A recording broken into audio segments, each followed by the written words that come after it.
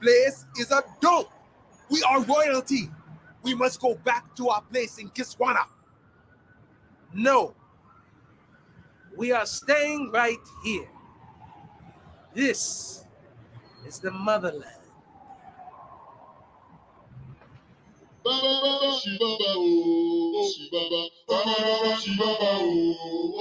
Yeah, here we go.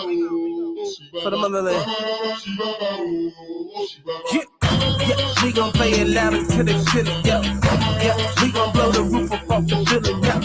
Yeah, we gon' play that motherland bounce. Check it out now, motherland bounce. Check it out now, motherland bounce. We baba. Black and get a shopping with a Sammy Davis cousin. Tried to dodge the industry, but now my name is buzzing. They all saying that I'm conscious. I say that it's nonsense. So I say I've been on since on had an on switch from Seattle, the rainy city where my mom lived. In Jerusalem, the golden city that was conquered. But still we moving onward. Motherland conquest. Smell me like an armpit.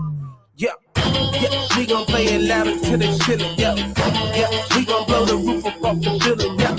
Yeah, we gon' play that motherland bounce. Check it out now, motherland bounce. Check it out now, motherland bounce. We baba. My mama told me that I read good. Been on my straight and narrow, but my history is the hood. Thank God today that we could buy a box of Cheerios or kicks. I can even buy tricks. I'm no longer on WIC. EBT card ripped in my passport lip. Stamped like a notary from every country that I went. Ain't a country like this from the others you've been sent. Black is beautiful. This gon' be the motherland hit. Yeah.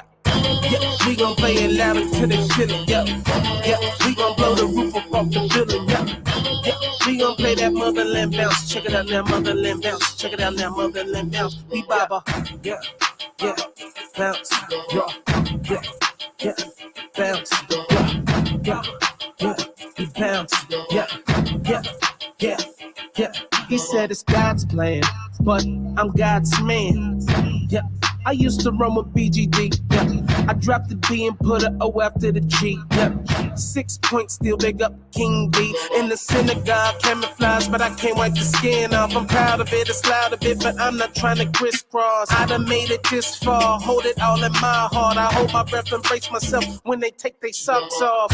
Ain't no monkey business, cause ain't no monkeys in here. I know what you've been thinking, the black Abe Lincoln. Just wanted you to be aware. Signing off as Mr. Black, Hitler's worst nightmare, yeah. Yeah, we gon' play it loud until they feel it, yeah. Yeah, we gon' blow the roof up off the building, yeah. Yeah, we gon' play that motherland bounce. Check it out now, motherland bounce. Check it out now, motherland bounce. We baba. Yeah, we gon' play it loud until they feel it, yeah. Yeah, we gon' blow the roof up off the building, yeah. Yeah, we gon' play that motherland bounce. Check it out now, motherland bounce. Check it out now, motherland bounce. We baba.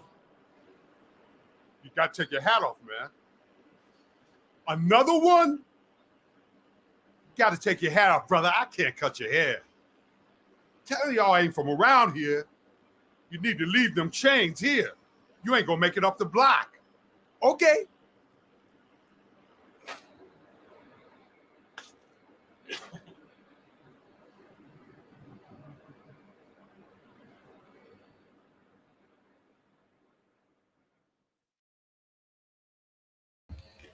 Yap. We in the building. We back at it as promised. Tonight we doing a reading session on the Maccabees and Mishnah. Opening up on chapter 2. We got family in the building. Yesterday I made the mistake by saying guests, but I consider these individuals to be family. You understand? We've been chopping it up, kicking it, doing all the extras and et ceteras on the side. So I consider these people to be my fam. And, with no further ado, we're going to introduce everybody on the panel that's going to be involved in tonight's reading session, giving their dissertation, their thoughts and opinions and on the subject matter. So with no further ado, we got our brother Sean. Our brother Sean, go ahead and let the people know who you are. Shalom, family. Once again, we here again, putting on this reading, trying to get through this work. Just giving people understanding, Brother Shub is a big reader, as a lot of us are, and we just want to put this work across, get a better understanding of Jewish life from post-exilic all the way down to to first century times. I yield. All right, we got some collegiate people in the building. I'm very excited to have my brother and my sister. I'm gonna start with my sister Ray. My sister, she's collegiate. You know, she be getting on me about my grammar. You know what I'm saying? I appreciate that because I do need to work and get stronger in areas. So, with no further ado, Ray, can you just introduce yourself to the people? Yeah, shalom, fam. It's good to be here. It's good to build. Hopefully we can, really dive deep into this reading and just gain some knowledge. So let's go. Yap gang. Yeah. Yeah. I got my brother Elcom in the building. Who said black people don't go to school? Who said black people don't go to college? Go ahead, man. Elcom, let the people know who you are. Shalom. I'm here to help get this knowledge out, read, contribute where I can. I've been following your work for some time, Yeshua. I appreciate what you do. Keep up the good work. Yeah. And we got our brother Rue, man. This brother right here, very inspirational brother in my eyes and my view.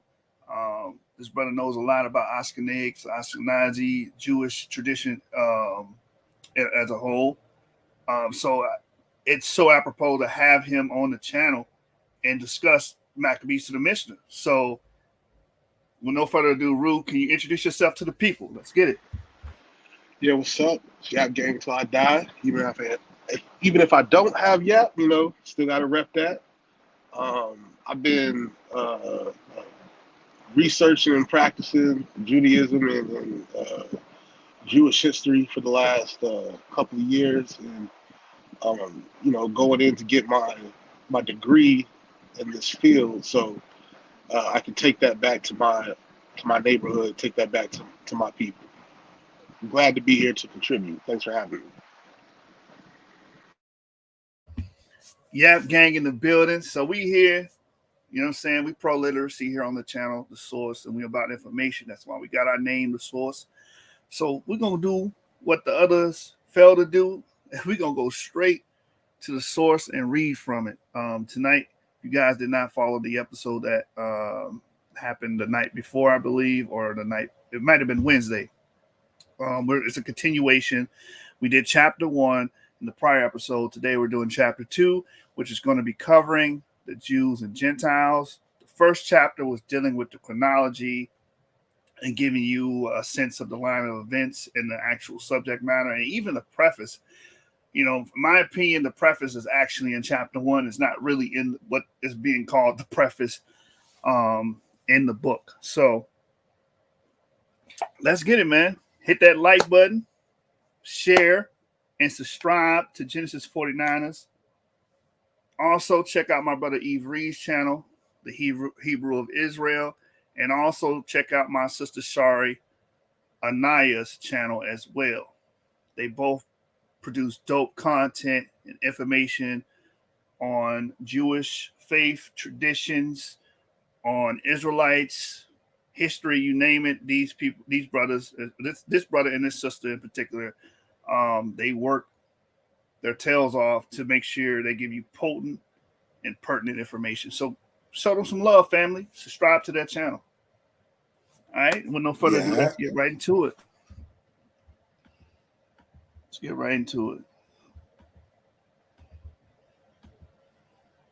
And if anybody on the panel wants to stop me at any time, you see something you want to bring forth, bring out, or expand on, or give commentary on, just let me know, and we'll go from there. So this is from the Maccabees to the Mishnah, 3rd edition, page 36, chapter 2. Jews and Gentiles. The relationship of Jews and Judaism to Gentiles and Gentile culture is a complex topic that consists of 3 distinct but interrelated themes. Political, to what extent should the Jews submit to foreign domination? Cultural, to what extent should the Jews absorb Gentile ideas and practices? And social, to what extent should Jews mingle and interact with Gentiles? I shall examine each of these separately. beginning with the simplest, the political. Political, Gentile domination. From 587 BCE, the destruction of the first temple and the exile to Babylonia until 1948 CE, the establishment of the modern state of Israel, the Jews of both the diaspora and the land of Israel lived almost exclusively under foreign domination. During extensive portions of the pre-exilic period, the northern kingdom suffered political subjugation at the hands of Aram and Assyria, and the southern kingdom at the hands of Aram, Assyria, Egypt, and Babylonia. But at no point before their actual destruction did either kingdom lose its monarchs or its nominal independence. The dissolution of the northern kingdom in 722 BCE led to the ultimate disappearance of the 10 tribes.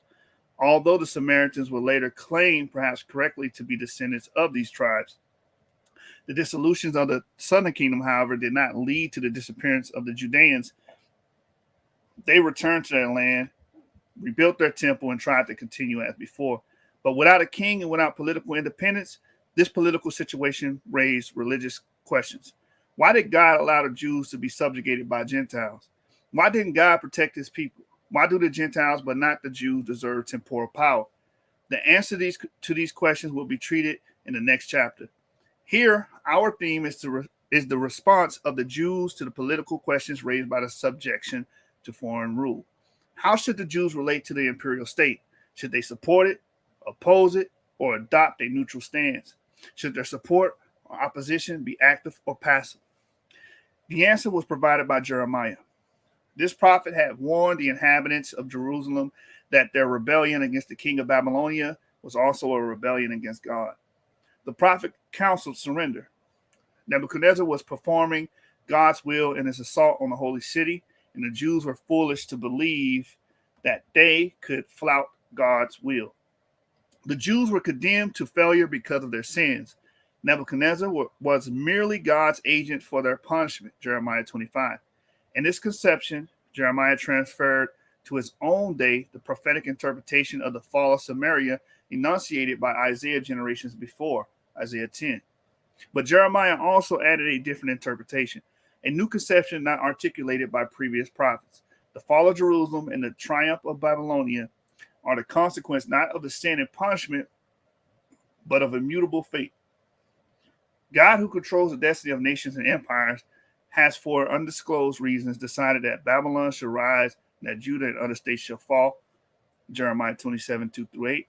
The dominion granted to the Babylonians was only temporary.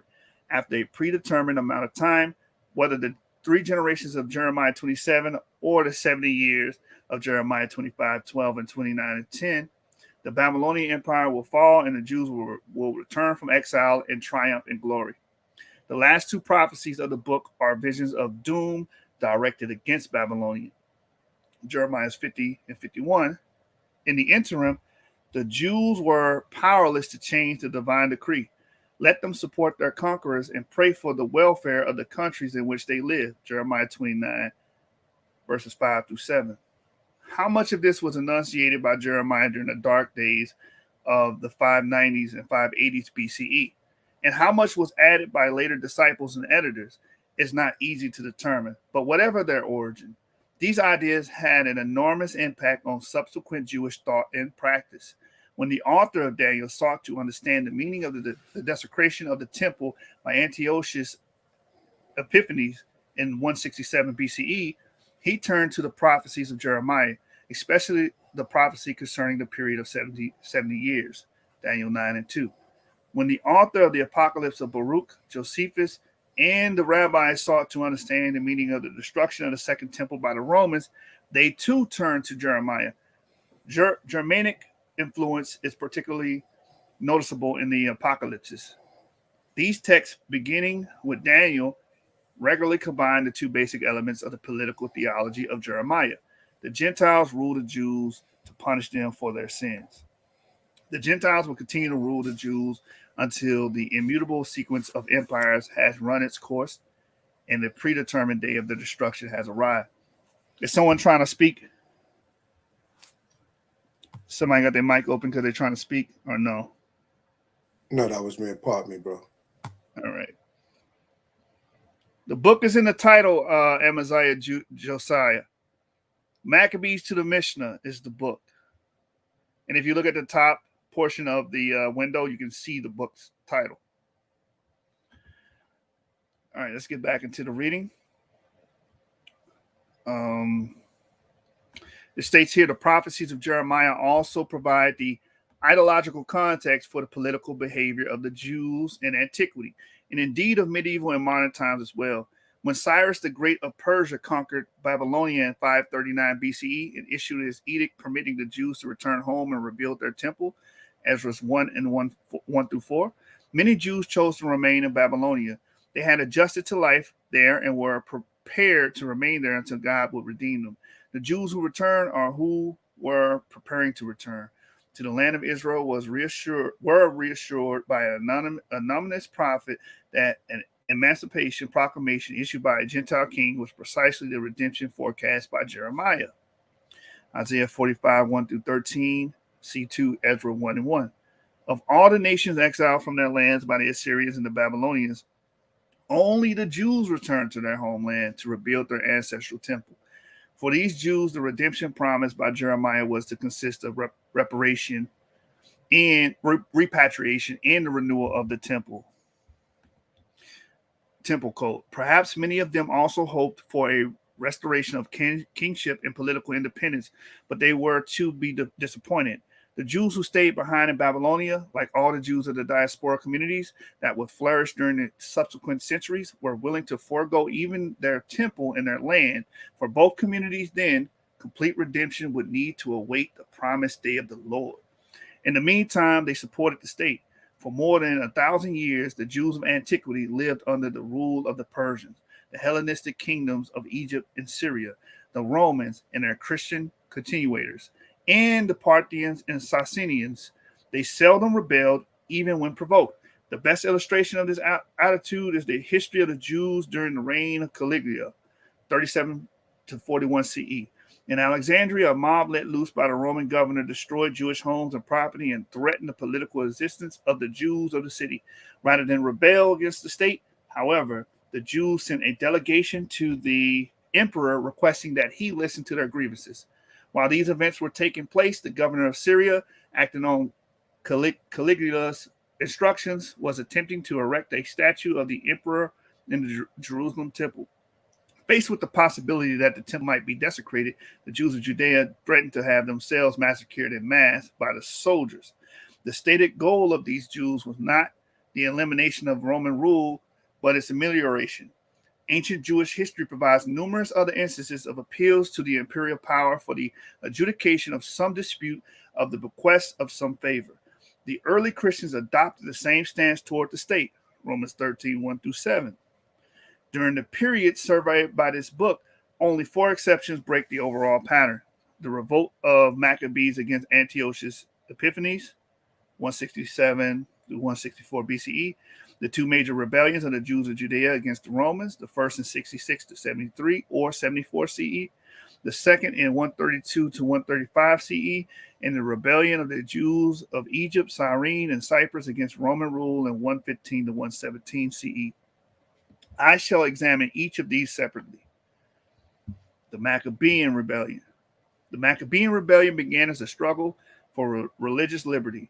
King Antiochus IV, Epiphanes, or a group of Jews acting under his authority, desecrated the temple by erecting in the sacred precincts a cult object or an altar of a foreign god, and he tried to compel the Jews to abandon their traditional religious practices, circumcision, Sabbath, abstention from pork, etc. The goal of the king and his supporters was to remove the features of Judaism that made it different from other religions of the world. The religious persecution that accompanied this forced Hellenization on this term, see below, provoked Judah, the Maccabee, and his followers to rebel against the state. This was the Jews' first departure from the Germanic political tradition, and it was prompted by the state's first departure from a policy of religious toleration. In antiquity, religious persecution was something of a rarity. The polytheistic and polyethnic empires of both Mesopotamia and the Mediterranean basin tolerated religious and cultic diversity. As long as the peace was maintained and the taxes were paid, the state did not care much about the religious life of its citizens. What provoked the persecution of Epiphanes remains an enigma in spite of intense study by many scholars, but a persecution there was, and the war that it sparked is history's first recorded struggle for religious liberty. At some point during the struggle, the goals of Judah and his party changed. He was no longer fighting just for religious liberty, but also for political independence. He and his brothers after him sought to make Judea free and independent under the rule of a new dynasty, that of the Maccabees themselves. Even after they regained the temple and put an end to the persecutions, 164 BCE, they did not cease their struggle. Some Jews supported them in the first phase of the war, but abandoned them during the second and third phases. They were prepared to fight against their rulers for the sake of religious freedom, but they were not prepared to support the dynastic pretensions of the Maccabees and to create an independent state. Indeed, the state and the dynasty that the Maccabees created never succeeded in garnering the support of all the Jews. Social factors played an important role in this war as well. Mattathias, the patriarch of the clan, and his son Judah the Maccabee were country priests who drew the bulk of their support from the countryside and fought against the well-to-do priests of Jerusalem. The Maccabees expelled or killed many of the old guard and advanced new men like themselves to become a new aristocracy. So that's the Maccabean period. Does anybody want to touch on that? Rudy, you got anything about the countryside statement and the Maccabeans fighting against the well-to-do priests? Is my brother Rue there? Yeah, I'm just catching up. Now, in that period, there was, I'm trying to think of something specific. There was actually a lot of infighting in that time. A lot of people hated the Hasmoneans. They hated the fact that they were well-to-do. They had pretty much taken over the entire political establishment. They were working with different states and different political groups within Israel actually wanted to be completely independent. And it kind of depended in some context on what one's understanding of the prophets was at that time. Some that didn't believe in the prophets, only believed in the Torah, considered that the only way that we could be reestablished was that if we could actually establish back our kingship as it was. And the Maccabeans being in charge was a front to that because they were more of a Levitical line, if I understand, or if I remember correctly.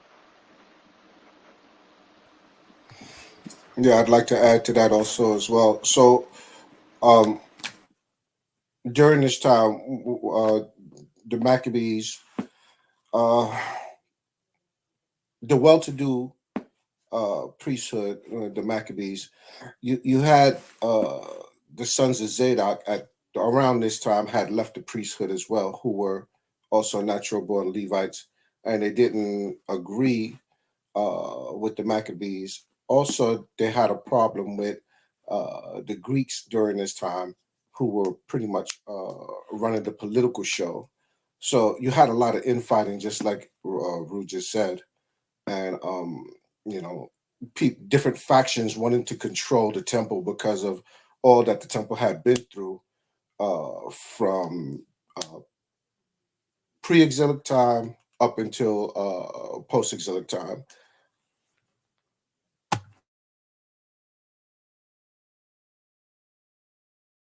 Indeed. When you read the book of Maccabees, there's a priest that pretty much tries to pretty much marry the idea of becoming Grecian or becoming Hellenized. And the Maccabees during this period of time, they were fighting against those type of priests, the priests that could be bought by the powers that be, by the effects of Antiochus and his cohorts. So they were not only fighting against external forces, they were fighting against internal forces as well, because you had a group of priests that had bought their way into the priesthood or were selected by the Greeks, that were trying to really push Hellenization, Greek practices, Greek culture, and language on the natives. And the Maccabees were not having that. So let that be noted. All right, so let's get back to the reading. The rebellion against the Romans, 66 through 74 CE. The war of 66 through 74 is similar in many ways to the rebellion of the Maccabees, but also very different. The revolutionaries were who fomented this war and saw it to its catastrophic conclusion consisted of diverse groups, each with its own leaders, history, and ideology. Some hailed from the countryside, others from the city of Jerusalem. Some were priests, others lay people. Some were wealthy, others poor. Some had socialist or utopian goals and spent most of their energy in attacking the rich and hereditary aristocracy. Others, notably some of the priests, fought to maintain and expand their traditional prerogatives and power. Yet others were motivated by an intense hatred of the Romans and a desire to rid the Holy Land of foreign contagion. Many of the revolutionaries believed that the Messiah would soon come to redeem Israel, and that all the Jews had to do was to get the ball rolling.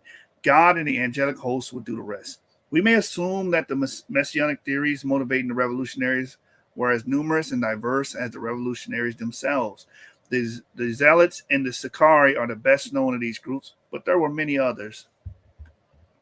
One of the major reasons the Jews lost the war is that they were unable to mount a united front against the Romans. That's interesting. That's very interesting. This is real quick sidebar. This is something we struggle with as African American people here. I just want to put that out there. We do have examples that we could have been helped out by those who stayed behind in Babylon. Also, they could have convinced some of those people to come back with them. They would have had more forces behind them. Right. Khan, but a lot of those brothers and a lot of those Israelites got so comfortable with the living in Babylon that they didn't want to leave. Right, their business was good. Yeah, there's a book with all of their records and their transactions and how they were living. They were living pretty well. They were well off in Babylonia. So those are great points. But the unity thing was killing them here. Like you guys said, it was not a united front against Romans. It was a bunch of different, groups with different ideologies that were fighting for their own causes instead of a united cause. And it led to the downfall. Because we all know the history. We know what happened. Jerusalem got sacked. Then later on, did the Bar Kokhba revolt. Jerusalem and Judea was no longer, and it was renamed Palestinia. And that's the history of it being called Palestine by Emperor Hadrian. So let's continue reading. It says they spent much of their time killing each other rather than the enemy. That's another theme, that, hey, as African American, we understand that this is something that plagues us as well. We spend most of our time fighting each other, infighting, than focusing a concerted effort against people that oppose us.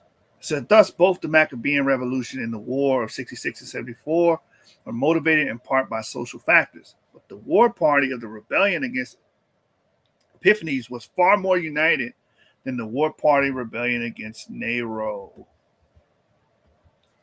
The two wars had quite different beginnings and conclusions. The War of 66 to 74 was sparked not by the profanation of the temple in a religious persecution, but by the administrative incompetence of the Roman procurators.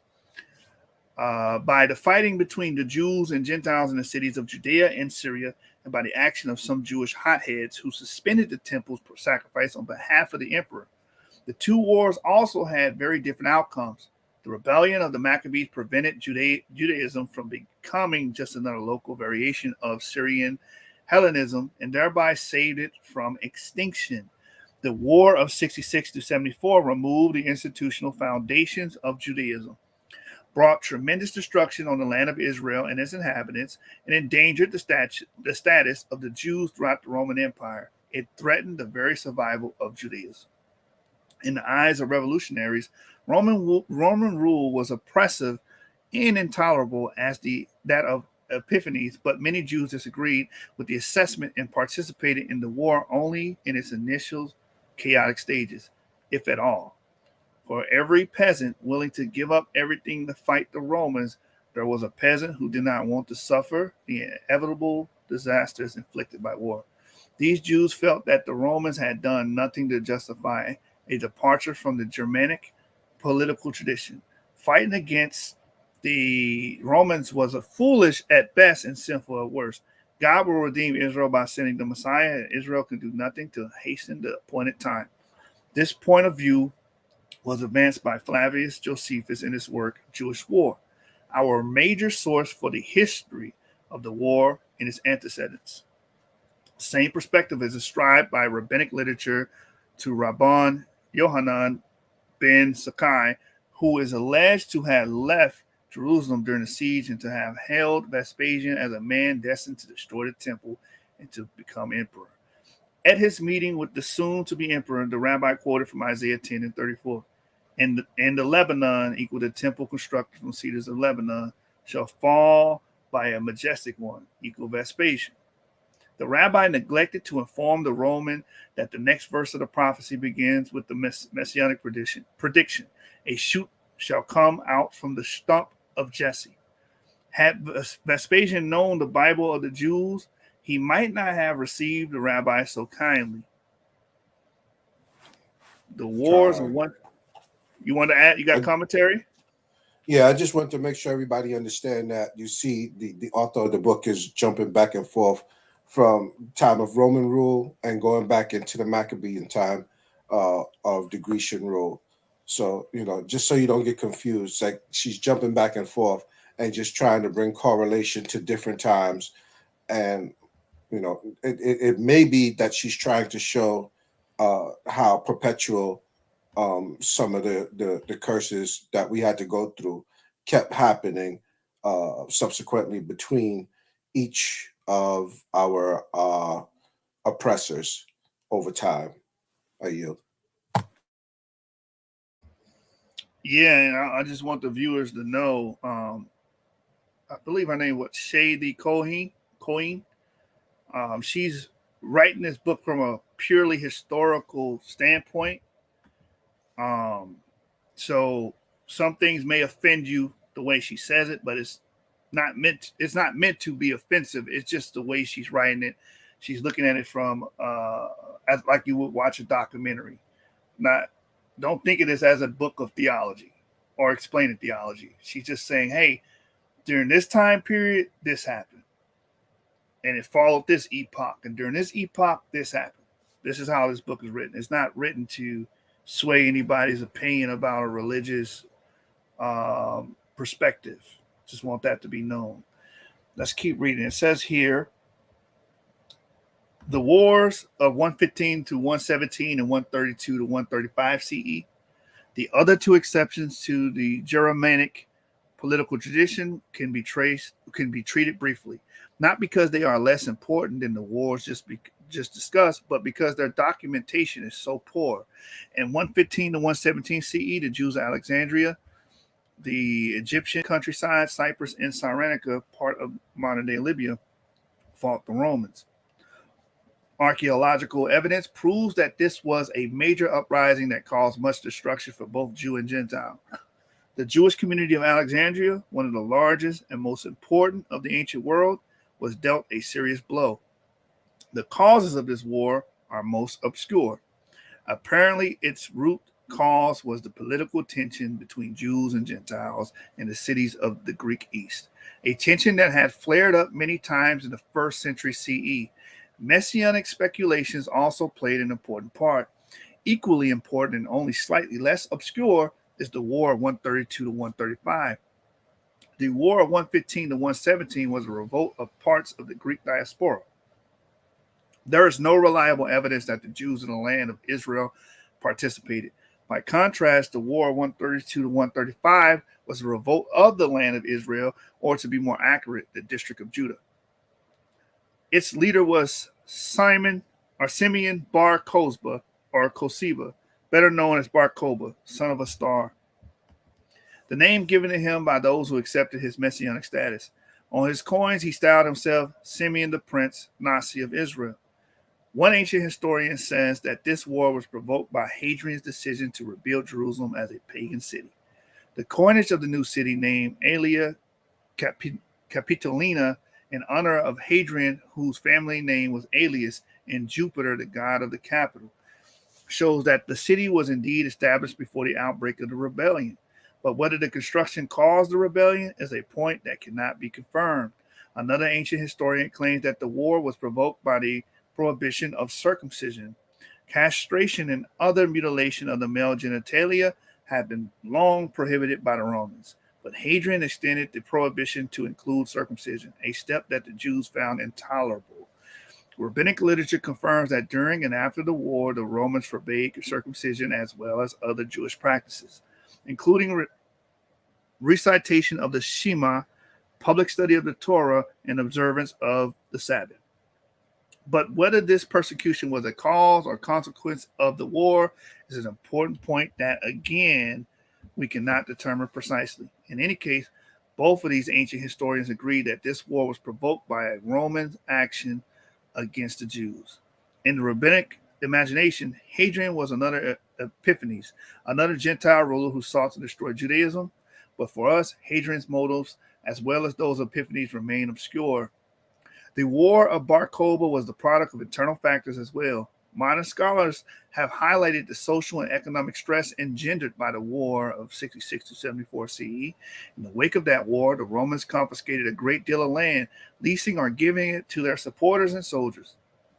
This process created a large number of landless poor in Judea, and this group seems to have provided Bar Kokhba the bulk of his support. Another important factor is Bar Kokhba's messianism. Little is known about this either, but the timing of the war is very suggestive. 70 years after the destruction of the first temple, the second temple was built in fulfillment of Jeremiah's prophecy. The Jews had no doubt that the prophecy would be fulfilled again, but 60 years had already elapsed and nothing had happened. By the 130 CE, the Jews must have been very restive as they contemplated the rapid approach of the Septuagintal year. Bar Kokhba was seen by some by his followers as the anointed redeemer who would inaugurate the end by destroying the Romans and rebuilding the temple. In the wake of his defeat, we may imagine that the Jews of the 2nd century CE, no less than Daniel in the 2nd century BCE, contemplating with renewed intensity the opaque words of the prophet from Anatote. All right. If y'all guys have any commentary, anything you want to add to that, you speak now. If not, we can continue. Going once, twice, thrice. Summary. I end this survey where I begin, with Jeremiah. In spite of these 4 exceptions, the basic political stance of the Jews of both the land of Israel and the diaspora was not rebellion, but accommodation. The Jews must support the state until God sees fit to redeem them. This was the counsel of Jeremiah in the 6th century BCE, of Josephus in the 1st century CE, and the rabbis of the 2nd through the 20th century CE. I want to make commentary on this because I feel like that's what we have to do here in America. I know a lot of Israelites disagree with me, but we still, like it says in Jeremiah, the 29th chapter, we still have to build houses, plant vineyards, support our families, create a system within the system, if you will, where we can still sustain ourselves and survive while we're here. And That's no different than the Jews or the Jews of yesterday. They felt the same way, as we mentioned Jeremiah. Also, we see Josephus mentioning it, and then also within the Mishnah and Mishnaic writings as well.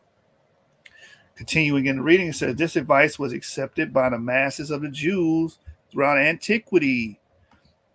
The only principal rejection of it was by the Sakari and assorted other groups in the first century.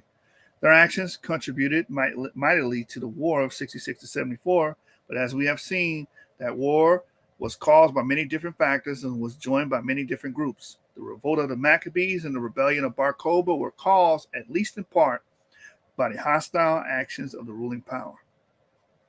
Even Jeremiah might have approved. Cultural Judaism and Hellenism. From biblical unto modern times, Jews have seen themselves and have been seen by others as a distinct group. The world consists of Jews and Gentiles, the nations. God chose the Jews among all the nations and made them his people. God chose the Jews among all the nations and made them his people.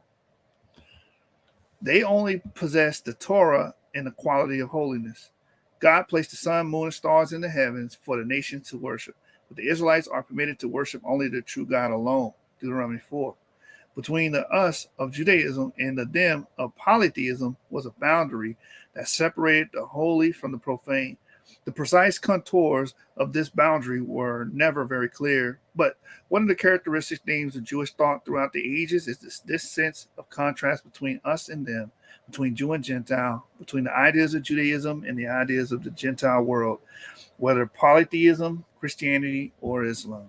The Greeks drew a similar distinction between Hellenes, the bearers of enlightened culture, and barbarians, the members of foreign nations. And the demarcation between Jew and Gentile is analogous to that between Hellen and barbarian. A barbarian becomes a Hellen by adopting Greek language and culture, and a Gentile becomes a Jew by adopting Jewish manners and beliefs. Both Hellenism and Judaism are supranational cultural systems that transcend birth. The analogy ceases at the point where the Jews insist that a Gentile converting to Judaism deny the gods and affirm exclusive loyalty to the God of the Jews.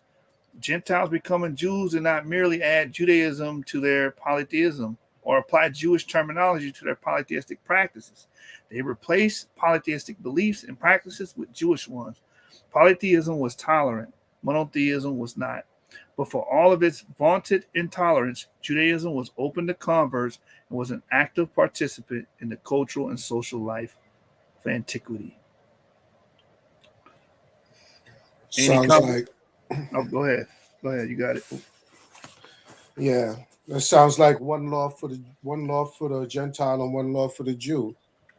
You know, once you come under this walk, you know, whether you're Jew or Gentile, there's a certain manner in which you're supposed to conduct yourself. There's a certain law that you're supposed to follow. So she's touching on that right here, you know, and she made the analogy between the barbarians and the Hellenes or the Hellenized Greeks. If the barbarian came into Hellenized culture, then you had to follow that law. Same thing for the Gentile coming into Judaism or coming into this walk. Exactly. And also to be noted, the transcend birth thing. So, because a lot of times when we speak about who's a Jew and who's not a Jew on the channel, people will bring up the conversion thing. But again, that has nothing to do with blood ties or relations to certain people, individuals like Abraham, Isaac, and Jacob. So that has everything to being culturated. That's all, or enculturated or culturated into being a Jew or being like a Jew. Like we brought up, the term naturalization would be analogous to coming into the fold, especially pre-exilic times. Let's continue. Hellenism, Hellenization, and Hellenistic Judaism. Modern scholars use the term Hellenism in two different ways. In one usage, Hellenism means the culture, society, and way of life brought to the peoples of the East by Alexander the Great and his successors. The culture was Hellenistic. The adjective spawns from the noun Hellenism. The adjective spawns from the noun Hellenism. in that its language was Greek, its literary classics were Greek, its ideas were Greek, its gods were Greek, its social elite was Greek and Macedonian. In its most distinctive form of social organization, the polis, was Greek. Hellenism was the way of life brought by the conqueror and was a great challenge to the Jews and to all other inhabitants of the East. In its conception, Hellenism, the worship of the Greek gods and the practice of Greek ways, is an antonym to Judaism, the worship of God, of the God of Israel, and the practice of Jewish ways. This conception and usage were inspired by the accounts of the Antiochian persecution in the Maccabean revolt contained in the first and second Maccabees. Indeed, in separate passages, 2 Maccabees uses the term Judaism, loyalty to the ancestral ways, 2 and 21. In its antonym, Hellenism, adoption of foreign ways, chapter 4 and 13. This conception of Hellenism gave rise in turn to the conception of Hellenistic Judaism as an antonym for Palestinian Judaism. According to this view, Hellenistic Jews were the Jews who lived in the diaspora, spoke Greek, wrote literature in Greek, and adulterated their religion with ideas and practices imported from the Hellenistic world. In contrast, the Jews of Judea lived in the mother country, spoke Hebrew and Aramaic, wrote literature in those languages, and struggled to observe their religion in all its rigor and keep it pure from foreign contagion. This conception was inspired by the figure of Paul of Tarsus, who seemed to represent the urbane and cosmopolitan that is not law observant Jew of the diaspora, in contrast to the Orthodox and legalistic Jews of Judea. New Testament passages like Acts 6:1, which speaks to the tension between the Hebrews and the Hellenists in the early church, contributed to this conception as well. Many scholars have argued that this interpretive stance does not do justice to the complexities of either Hellenism or Judaism. Whether it was that Alexander the Great tried to achieve, and whatever the purity of Hellenism that he brought with him from Macedon within a very short time after his death, all of the cultures of the East began to contribute to the new creation we call Hellenism. Hellenistic culture was not merely a debased version of the culture of classical Athens. Its substrate was Greek. Its language of expression was Greek. Its social elites were Greek, Macedonian. But it absorbed ideas and practices from all the cultures which it came into contact, thereby assuming many and diverse forms. The natives adopted the ways of the Greeks, and the Greeks adopted the ways of the natives, and the results of these two processes may be called Hellenism. In the Egyptian countryside, the peasants expressed their traditional hopes and prayers in Greek, even as the Ptolemies adopted the royal ideology of the ancient pharaohs in order to bolster their command over their subjects.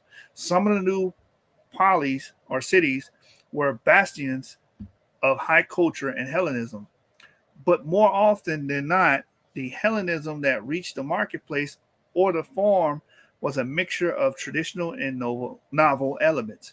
The ancestral gods were given Greek names, traditional ideas were dressed in Greek garb, and so on.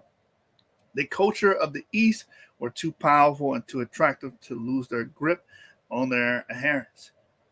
I want to say something real quick. This is just in my mind right now. I just have to bring it out.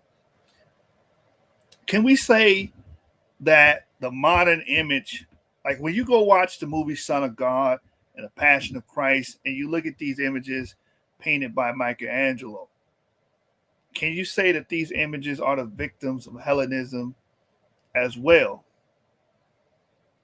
For instance, or for example, you have Jesus being depicted in a toga. Now we know a toga is a Greco-Roman garb. We see him dressed as a Roman. We see him depicted as a Roman or a Greco-Roman, if you will, because he doesn't look like an ancient Israelite or an ancient Hebrew in a lot of the modern paintings.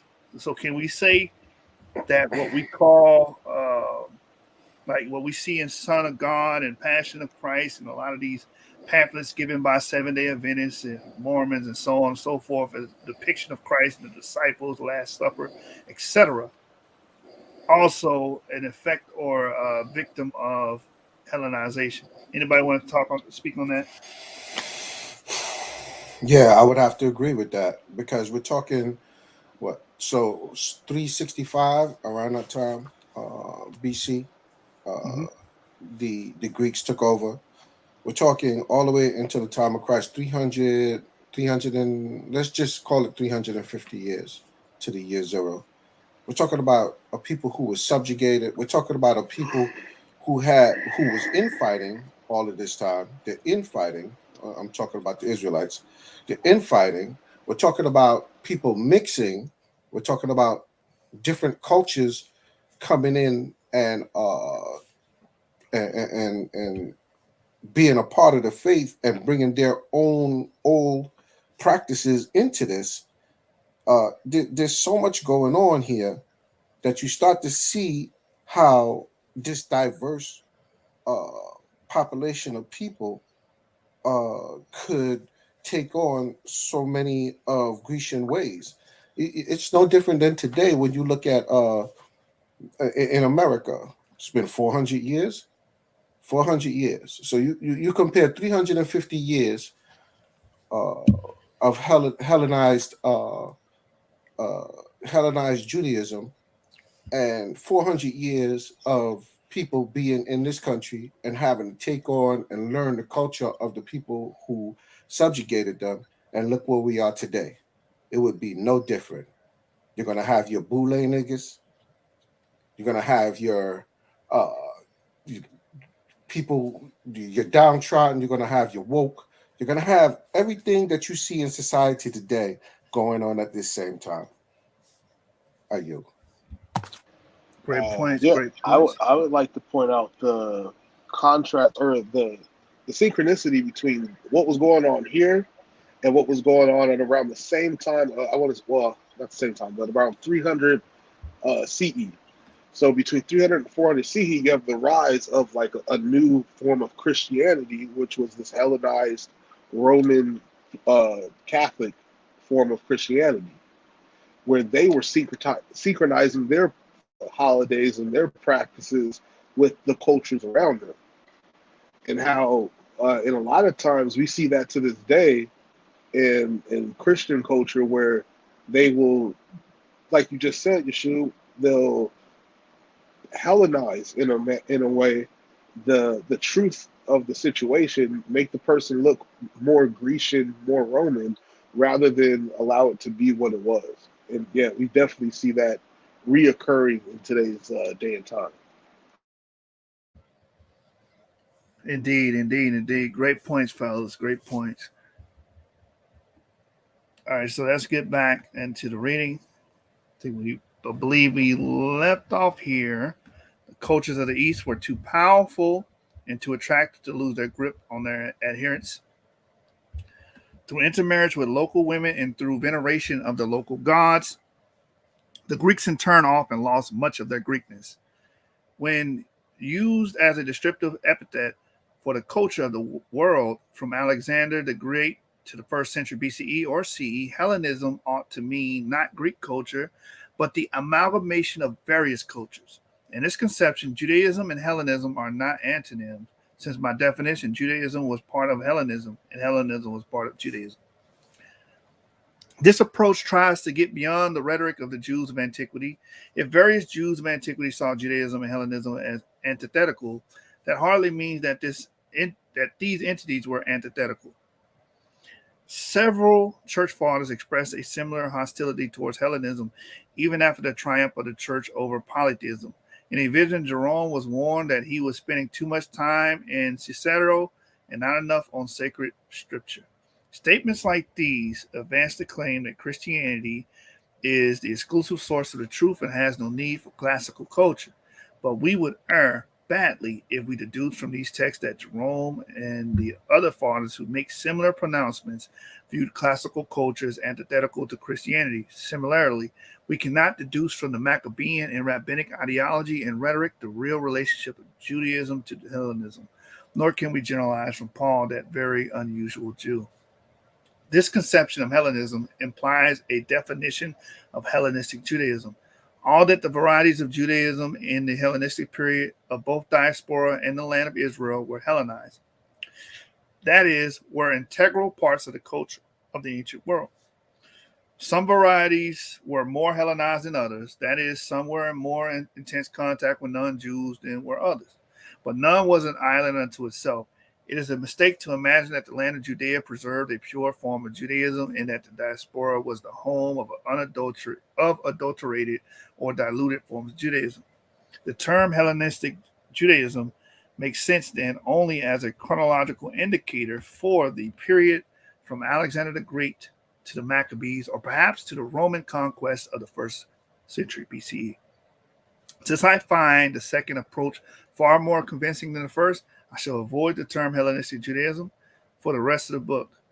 As we shall see, valid distinctions can be drawn between the Judaism of diaspora and that of Judea, between the Judaism of Greek-speaking Jews and that of Hebrew and Aramaic-speaking Jews. These distinctions, however, are not between Hellenistic Judaism and non-Hellenistic Judaism.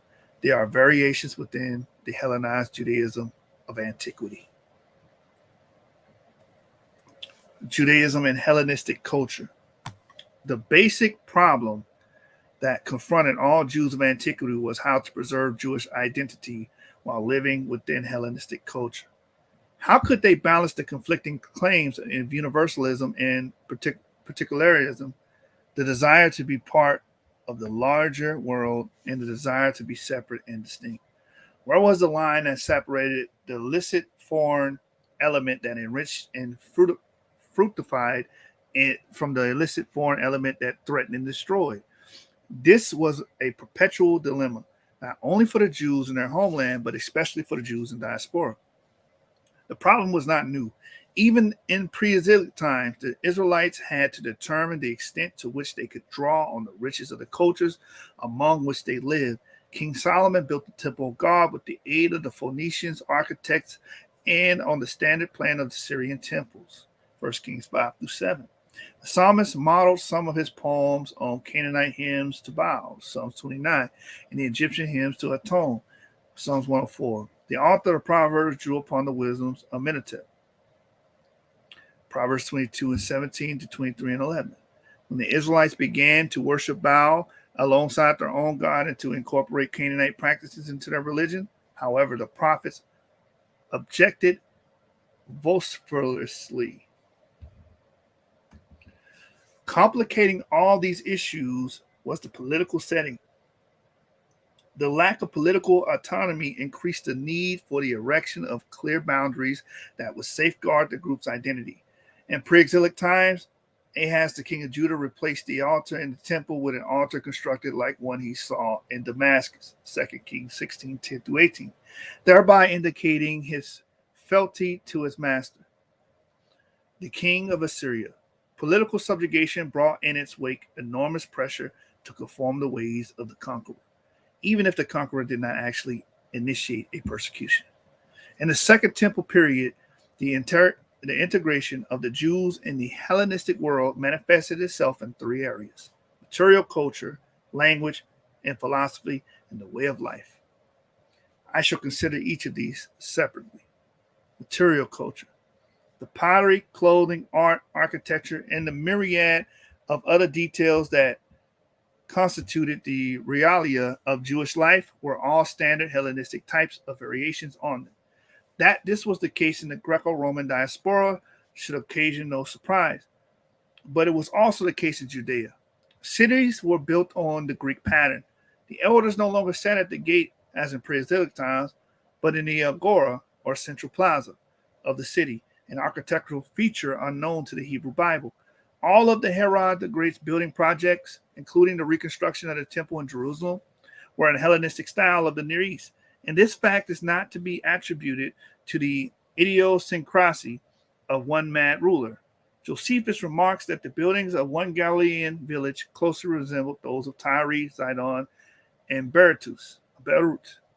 All the coins issued by the Jews from the Maccabees to the Herodian kings to the revolutionaries of 66 to 70 CE were minted on the Tyrian standard, which was widespread throughout the Hellenistic East.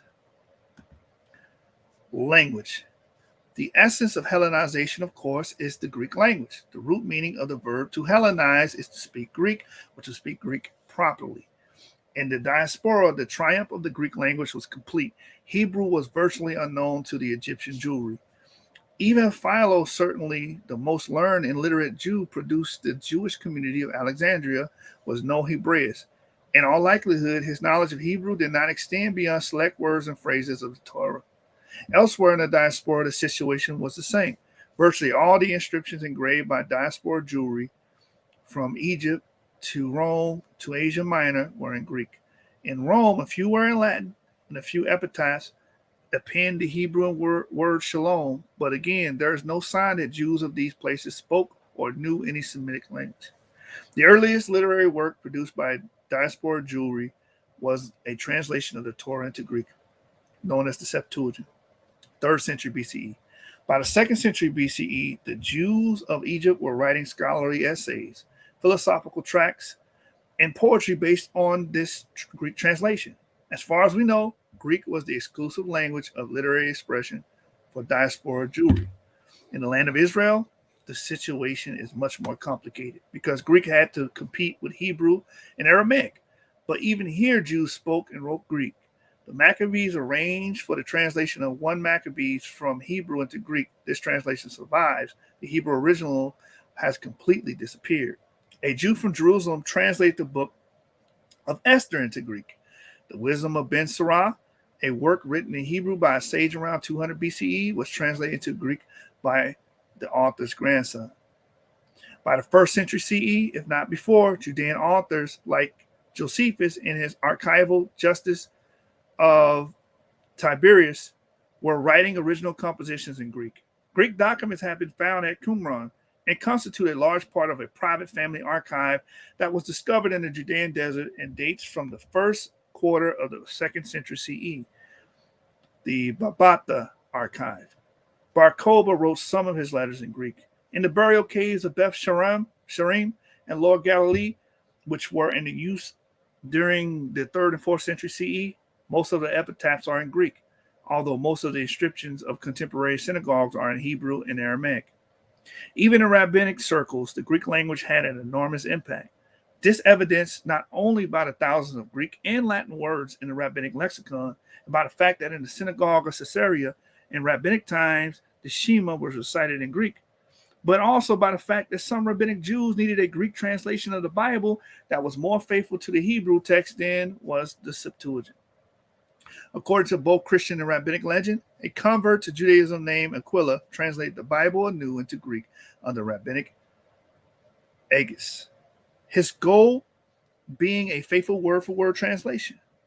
Whether there is any truth to this legend is hard to establish, but the important point is that the translation attributed to Aquila is a revision of the Septuagint in the direction of emerging newly standardized Hebrew text. Qumran fragments show that the revisions in this direction were being done already in the 1st century CE, demonstrating the existence in Judea of a group of Jews who needed a Greek translation of the Bible, but a translation that would be closer to the Hebrew original than that produced by diaspora Jewry. The Greek language then had an enormous impact in Judea during both Second Temple and Rabbinic times. As far as we know, however, Hebrew remained the primary language of literary expression. The Qumran scrolls demonstrate that Hebrew was the original language of most of the works written in Judea between the period of the Maccabees and the destruction of the temple in 70 CE. The same pattern continued into rabbinic times. The Mishnah and ancillary works were all written in Hebrew. To what extent Hebrew was a spoken language in Judea in the Second Temple in rabbinic times remains a disputed question. It is likely that many of the people used Aramaic. As a result of the influence of the Arameans, knowledge of the Aramaic language became widespread among the political elite of Judea, even in pre-exilic times, 2 Kings 18:26. By the 4th or 3rd century BCE, it became a literary language for the Jews. Daniel 2-7, Tobit, and Enoch were written in Aramaic, and would so remain until the Middle Ages. By the 1st century BCE, it was used for the translation and paraphrase of Scripture. In rabbinic times, from the 3rd century CE onward, the land of Israel and Babylonia, Aramaic was the language of both scholars and boors. It was used for the Bible translation and legal discussions, synagogue homilies and prayers, popular storytelling, and magical incantations. The survival and later efflorescence of Hebrew and Aramaic are sometimes taken as proof that the Jews of Judea, both before and after the 70 CE, resisted the world of Greek culture. There is some truth to this generalization, but we must avoid both simplification and exaggeration. Language certainly is a critical part of human identity. The fact that some Jews continue to use a Semitic language hardly proves that they sought to separate themselves from culture of the world around them. The Jews were not the only people in the Near East to preserve their ancestral language. The centuries that witnessed the height of rabbinic creativity also witnessed the birth of Armenian, Coptic, and Syriac literatures, all of which were heavily imbued with Greek ideas. By the Byzantine period, knowledge of the Greek language was no longer a necessary criterion for Hellenization. Philosophy and way of life. All the Jews of antiquity were Hellenized to some degree. All shared in the material culture of the larger world, and all were exposed to the Greek language. But usually the term Hellenization involves more than just pots, pans, and language. It also involves a way of thought and a way of life. To what extent did the Jews of antiquity adopt and adapt the ideas and practices of the world around them? How did they reconcile the truths of their tradition with the truths of contemporary culture? Some Jews in both Israel and diaspora sought to obliterate all distinctions between themselves and the Gentiles. These Jews are usually called apostates, rebels. Their reasons were diverse. Some hoping to make a career in the civil service felt that Judaism was an obstacle to their path. The most spectacular example of this type is Tiberius Julius Alexander, the nephew of the philosopher Philo, who abandoned his Judaism for the sake of a government career. He succeeded brilliantly. He was in turn procurator of Judea, prefect of Alexandria, and a member of Titus' general's staff during the siege of Jerusalem. Some apostates were motivated by the desire to partake fully of the delights of Hellenistic civilization, particularly Honorius. In their eyes were the laws that prevented social and sexual intercourse between Jew and Gentile. They wanted to belong. Others were uprooted intellectuals who could accept the truths of Greek philosophy, but had difficulty accepting the truths of Judaism. In a polytheistic world, they could not believe in monotheism. In a society that revered philosophy, they could not accept revelation. In a universal culture, go right ahead. Can I interject real quick? Go right ahead. All right, so we're seeing here the same thing, polytheism and monotheism. Even in today's society, we see this going on. You're getting a reflection. If you can think about what we're going through now, this is exactly what was going on. There's nothing new under the sun. We're talking about hundreds of years of subjugation. You have people who want to marry into the Greek culture. We got people who want to convert into the Greek culture. We got people who want to participate in government. We got people who want to participate in philosophical studies. No different than today.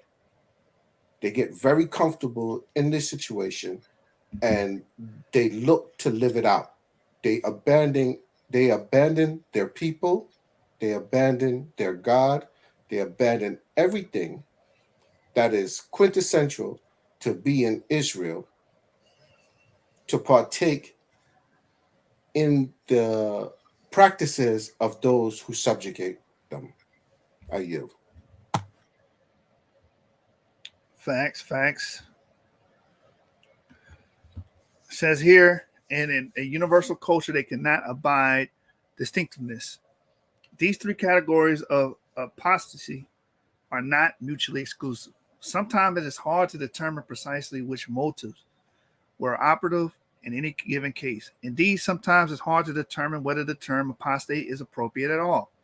During the reign of Antiochus Epiphanes, a group of Jews known to modern scholarship as the extreme Hellenizers tried to remove the distinctive characteristics of Judaism in order to make it indistinguishable from other forms of Semitic Hellenistic polytheism.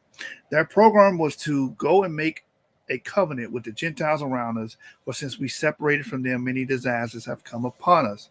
First Maccabees 1:11.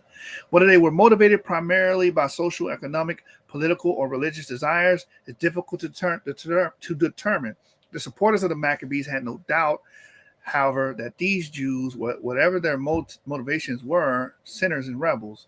But it's likely that these Jews, who included many priests, high priests, and aristocrats, were not attempting to destroy Judaism, but to reform it. 2 centuries later in Alexandria, Philo described a group of extreme allegorists who argued that the laws of Torah, including the laws of circumcision, Sabbath, and forbidden foods, were meant to be observed not literally, but allegorically, an interpretation that will find its way into some elements of early Christianity. Now, you know I got to stop there and make a commentary on that, because this is... Hey, yo, Sean, bro. Yeah. This is a major contention with those that follow modern Christianity. They say that we're not supposed to literally keep the law, statutes, and commandments. The letter is dead. That's all done away with. Christ fulfilled the law. And we see that this is something that existed during Philo's time. And they're calling them extreme allegorists. Yes. So now we got a name for the apologetic community. You guys are all EA now. Get in the game. Yeah, it's polyism against monotheism. You know, you start to believe in everything outside of what you're supposed to be studying.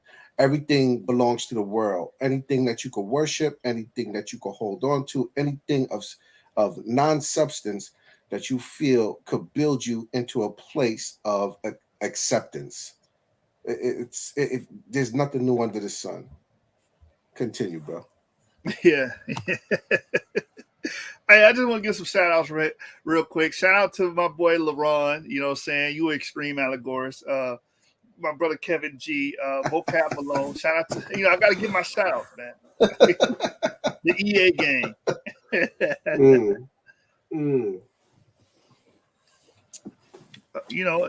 They're not Christian apologists, they're Christian allegorists. Okay? Yeah. It says here, these Jews obviously believed that they were remaining loyal to the Torah. All the while, they were not observing its laws in the normally accepted fashion. But Philo castigates them like the extreme Hellenizers. They too were trying to remove the distinctive characteristics of Judaism. And real quick, I just have to say this again, that the UACA, whatever you want to call them, I'm calling them the EA community, is doing exactly this. So like the brother said, there's nothing new under the sun. I mean, this is exactly what they're saying. They're claiming they're loyal to the Bible, they're loyal to the Torah, and they follow it. But at the same time, they deny it and try to make it allegory.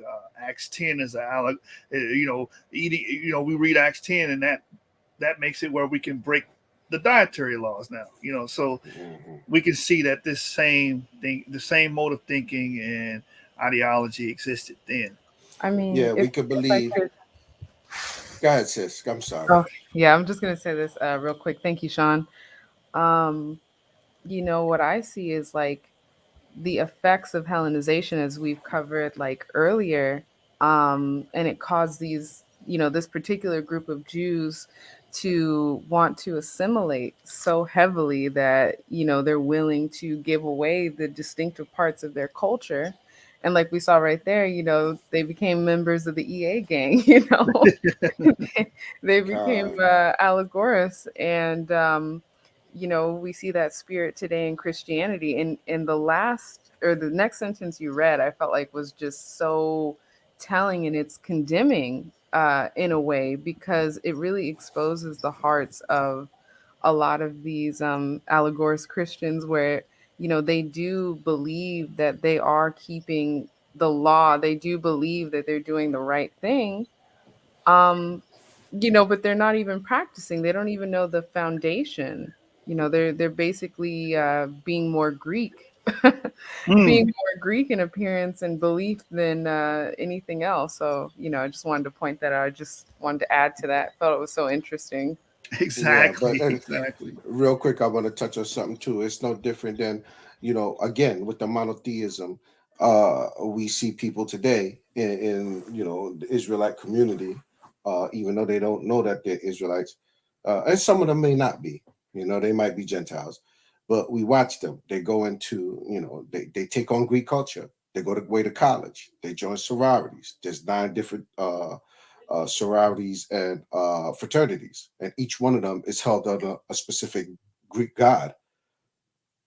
So this is the monotheism and polytheism. It hasn't changed. We're still following the same structure because we're living under a Greco-Roman construct from from politics, religion, everything. Or everything is the same. We're still living under that construct. I yield.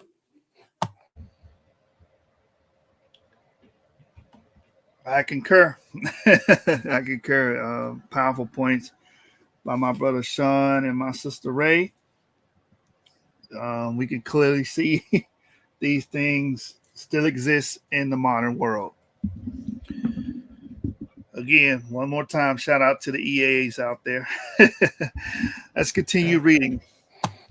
The number of apostates in Jewish antiquity, if we exclude Jewish Christians and Christian Jews, was never very large.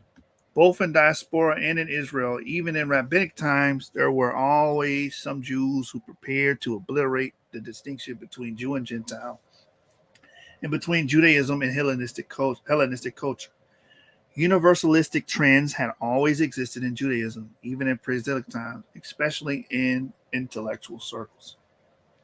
The wisdom literature of the Bible, Proverbs, Job, Ecclesiastes, completely ignores the distinctive elements of the Israelite cult, history, and theology. Freely draws on the wisdom literature of the ancient East, especially Egypt, and emphasizes the common morality and ethics applicable to all peoples. Thought of this type had an enormous influence on later Jewish thinkers, notably Philo and the rabbinic authors of the Mishnah tractate Avot Fathers. Other universalistic trends in ancient Judaism will be discussed below, but the universalism of these apostates was different from the universalism of the wisdom school and other Jewish philosophers, because the apostates actualized their universalism and surrendered their Jewish identity. Well, that's huge. Hold on real quick. I gotta highlight that. That's definitely a highlight. It says, for the vast majority of the Jews, this was not an acceptable response to the challenges of the Hellenistic world. For most Jews, the ideal solution was to create a synthesis between Judaism and Hellenism. The rabbis expressed this beautifully in a comment inspired by Genesis 9:27. May the beauty of Japhet equal the Greeks, dwell in the tents of Shem equal the Jews. Since the definition of Hellenism is complex and elusive, as I discussed above, the statement that Jews were influenced by Hellenistic culture or that they borrowed this or that idea from Hellenism does not necessarily imply that the Jews consciously and purposefully imported material from abroad. For some Jews, especially in the diaspora, the adaptation of Judaism to contemporary culture may have been a conscious process. For others, it was not.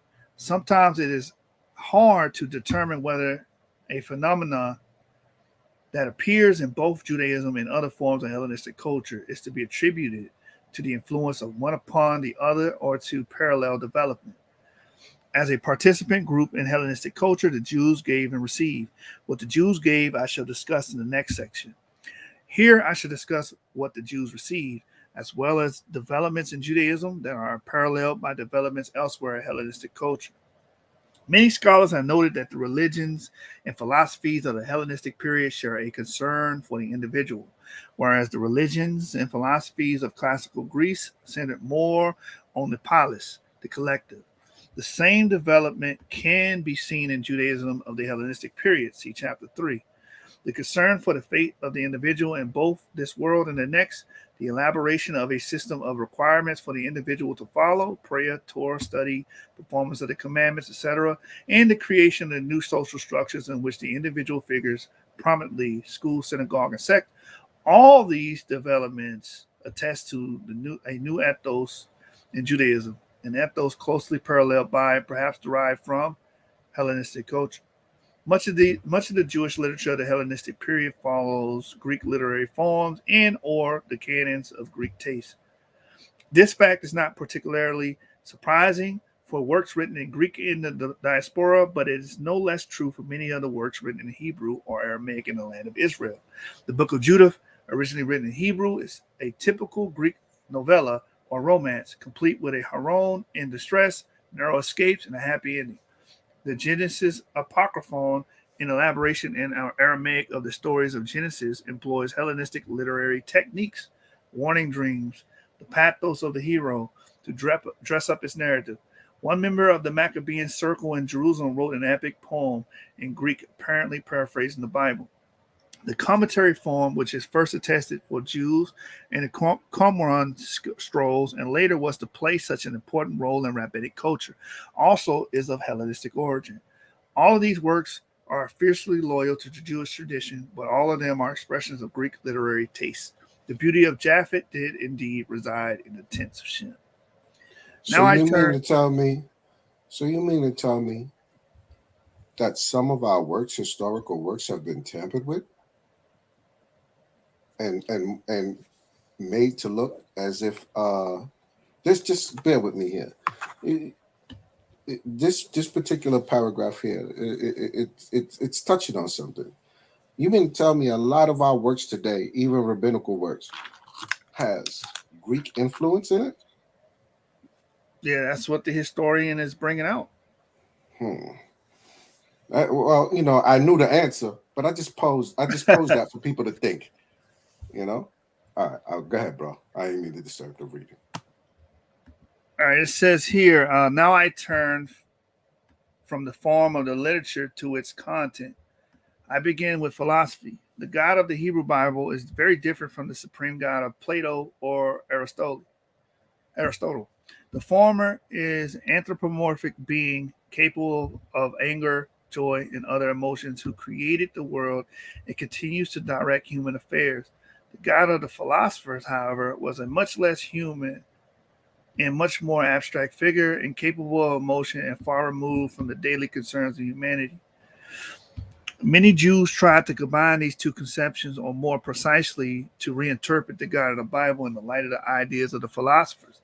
In his numerous essays on the Torah, Philo tried to demonstrate that the God of Judaism was very like the God of Plato, and that the stories of Genesis are not mere amusing diversions, but high, profound philosophical truths.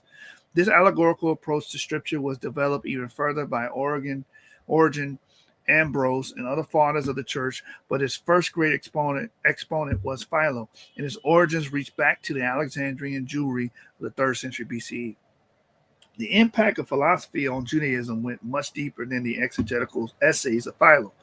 For Jews who wrote in Greek, much of their thinking on the questions of fate, free will, immortality, and divine providence was influenced by, or at least was expressed in, the terminology of Greek philosophy. Many authors, even those of a decidedly non-philosophic character like Josephus, present Judaism as a philosophy, a system of practice and a thought that cultivated Greeks could appreciate and admire. These writers emphasize aspects of Judaism that we call ethics and morality, arguing either implicitly or explicitly that the ideal way of life recommended by Greek legislators and thinkers had been put into practice by only one people, the Jews. The interaction with the Hellenistic world was not limited to the realm of ideas. In the public sphere, Jewish life, not only in the diaspora, but also in the land of Israel, was radically transformed by the building of cities and by the creation of new urban elites. Adopting a page from Greek political theory, Judah the Maccabee had the people declare by acclamation that Hanukkah was to be celebrated annually in commemoration of the great victory over Epiphanes. First Maccabees. Whoa. 9. So you mean to tell me that Hanukkah wasn't given by the Most High? It wasn't given. It's not a part of the seven high holy days.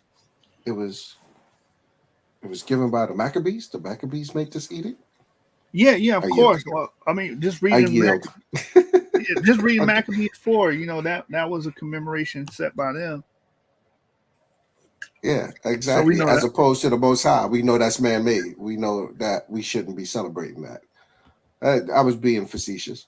Oh well, I differ on that opinion, but we can discuss that later.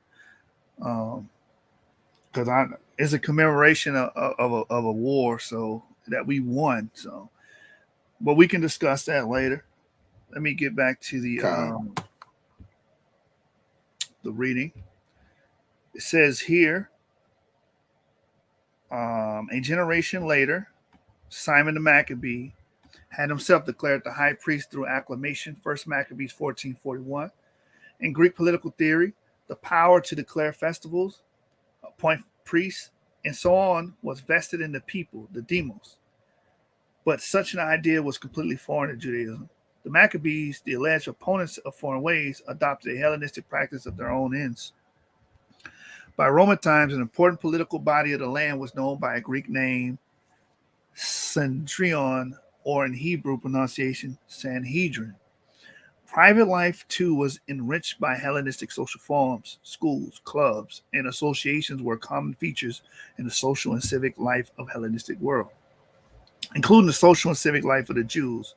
See chapter 4. The impact of the new ways is evident in some of the most basic social forms. According to the custom in force in pre-Exilic times, a custom that was almost universal in the ancient Near East, a groom buys his bride from his prospective father-in-law by tendering a bride price. Already in the 3rd century BCE, the Jews began to follow the Greek practice shared by the Romans, according to which a groom receives money or goods, a dowry from his prospective father-in-law in advance of the marriage. The shift from bride price to dowry may well be connected with other major developments, e.g., or for example, the shift from polygamy to monogamy. That may have been occasioned by the entrance of the Jews into Hellenistic society. Summary: to Hellenize or not to Hellenize was not a question the Jews of antiquity had to answer. They were given no choice. The questions that confronted them were how and how far. How would Judaism adapt itself to meet the new conditions of the age? How far could Judaism go in absorbing foreign ways and ideas before it's untrue to itself and lost its identity? These were key questions the Jews of antiquity had to answer, and they answered them in numerous and diverse ways. Some were prepared to become apostates by abandoning all those beliefs and practices that made Judaism distinctive. Others adopted an anti-Hellenistic stance, but their rhetoric cannot mask their willingness to follow Hellenistic ways as long as those ways did not threaten Judaism. Even if the majority of Jews agreed that the golden mean was best, the diversity of their responses indicates that the precise definition of this golden mean remained elusive. Next segment: social Jews and Gentiles. The Jews of both the diaspora and the land of Israel had an uneasy relationship with their environment. For the most part, they were willing to support the imperial state and to partake of the cultural bounty of the Hellenistic world, but they were unwilling to surrender to their identity. They wished to belong, but at the same time to remain distinct. Support for the state was not to be confused with the abnegation of nationalist dreams. Hellenization was not to be confused with assimilation. This tension is also evident in social relations between Jews and Gentiles. Anti-Judaism and anti-Semitism. In order to maintain their distinctiveness and identity, most Jews of the ancient world sought to separate themselves from their Gentile neighbors. In the cities of the East, they formed their own autonomous ethnic communities, each with its own officers, institutions, and regulations. Some cities, notably Alexandria and Rome, had neighborhoods inhabited mostly by Jews. These were not ghettos, but ethnic neighborhoods. Following the lead of Ezra, the Jews of the Second Temple period grew more and more intolerant of marriages with foreigners. Even Philo admired a zeal of Phinehas, who killed an Israelite chieftain for consorting publicly with a Midianite woman, Numbers 25. The Jews also buried their dead separately, thus maintaining separation from Gentiles in death as in life. They refused to participate in public ceremonies that involve worship of the gods or of the emperor. In other words, they refused to participate in practically all the communal events of Gentile society. The ancient empires tolerated this behavior. Josephus quotes a series of documents from Julius Caesar, the Emperor Augustus, and other high Roman officials protecting the Jews' right to observe their ancestral customs, including the right to observe the Sabbath and not to serve in the army. In the polyethnic Hellenistic and Roman empires, national distinctiveness and loyalty to ancestral customs was not unusual, but the Jews carried their separateness to unusual lengths. In particular, the refusal of the Jews to participate in any religious ceremony, including emperor worship, was unparalleled because the Jews alone of all the peoples of antiquity were monotheists who believed in a jealous God. But their exclusiveness and separation did not prevent the Jews from seeking civic equality with their Gentile neighbors during the first century of our era. Severe disturbances broke out in Alexandria, Caesarea, and Judea, Antioch, and Syria, and several cities of Western Asia Minor, modern Turkey. The details behind these events are obscure, but most scholars agree that the Jewish communities of these places antagonized certain elements of the local population by demanding both tolerance and equality. They asked that the city continue to recognize their autonomous communal organization while also extending them rights of citizenship. These rights included a certain degree of political power, various tax advantages, and increased prestige. I want to just add some commentary here because I believe that this can be related upon the African American experience as well, because I'm getting similar vibes here because this is pretty much our experience in America. It's been a bunch of fighting for civil rights, fighting for equal treatment. To this day, we're still fighting for civil rights and fighting for equal treatment. And it seems to be analogous to the Jewish experience then.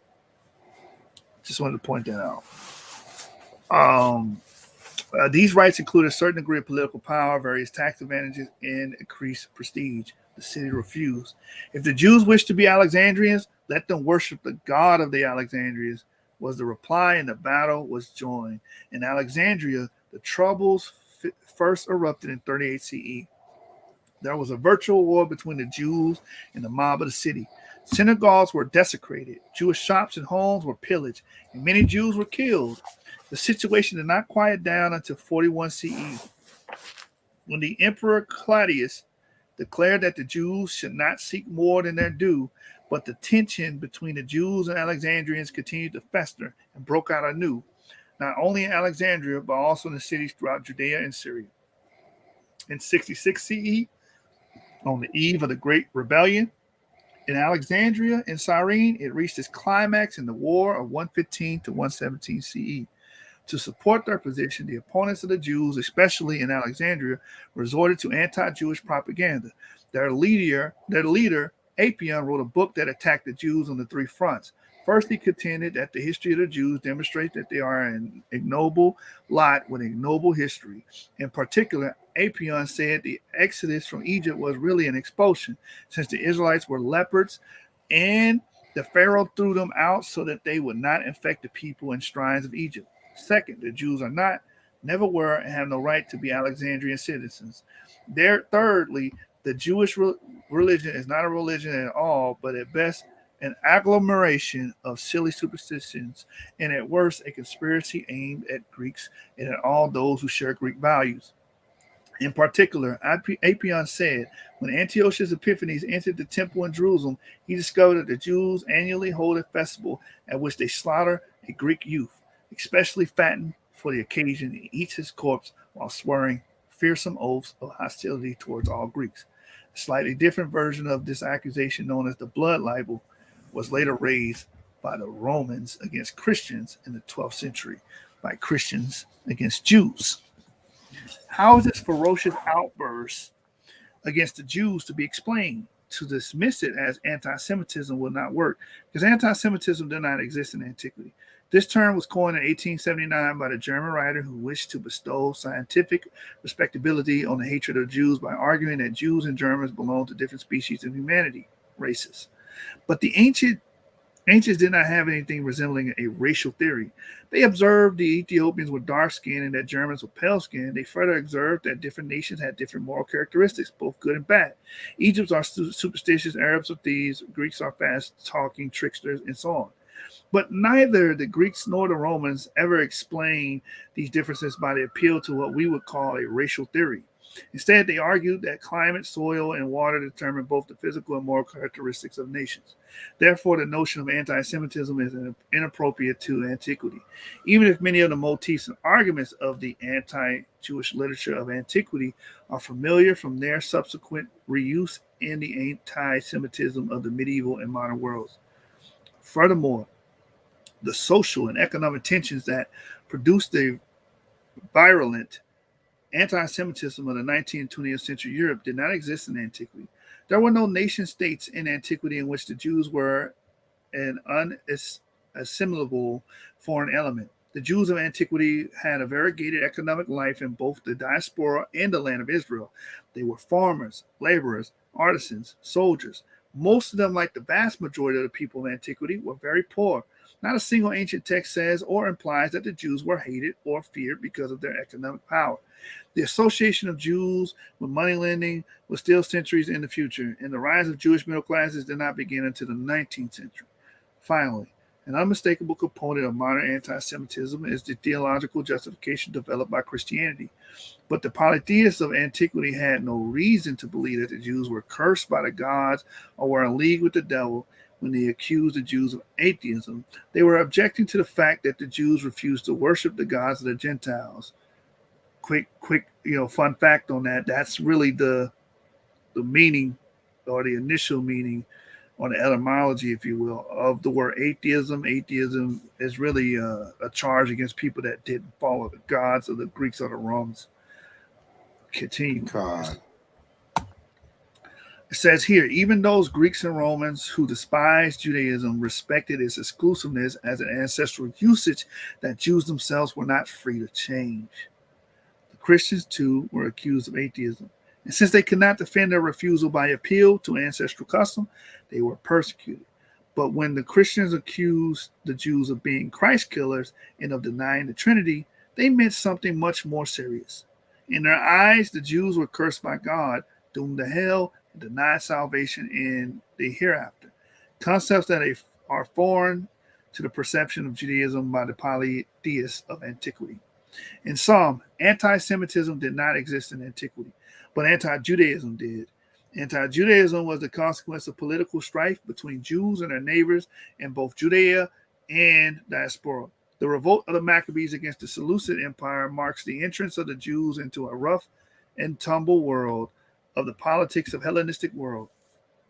Before that point, most of the references to the Jews in Greek literature are favorable.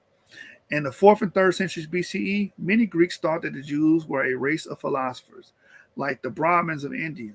After the rise of Maccabees, the literary tradition becomes ambivalent.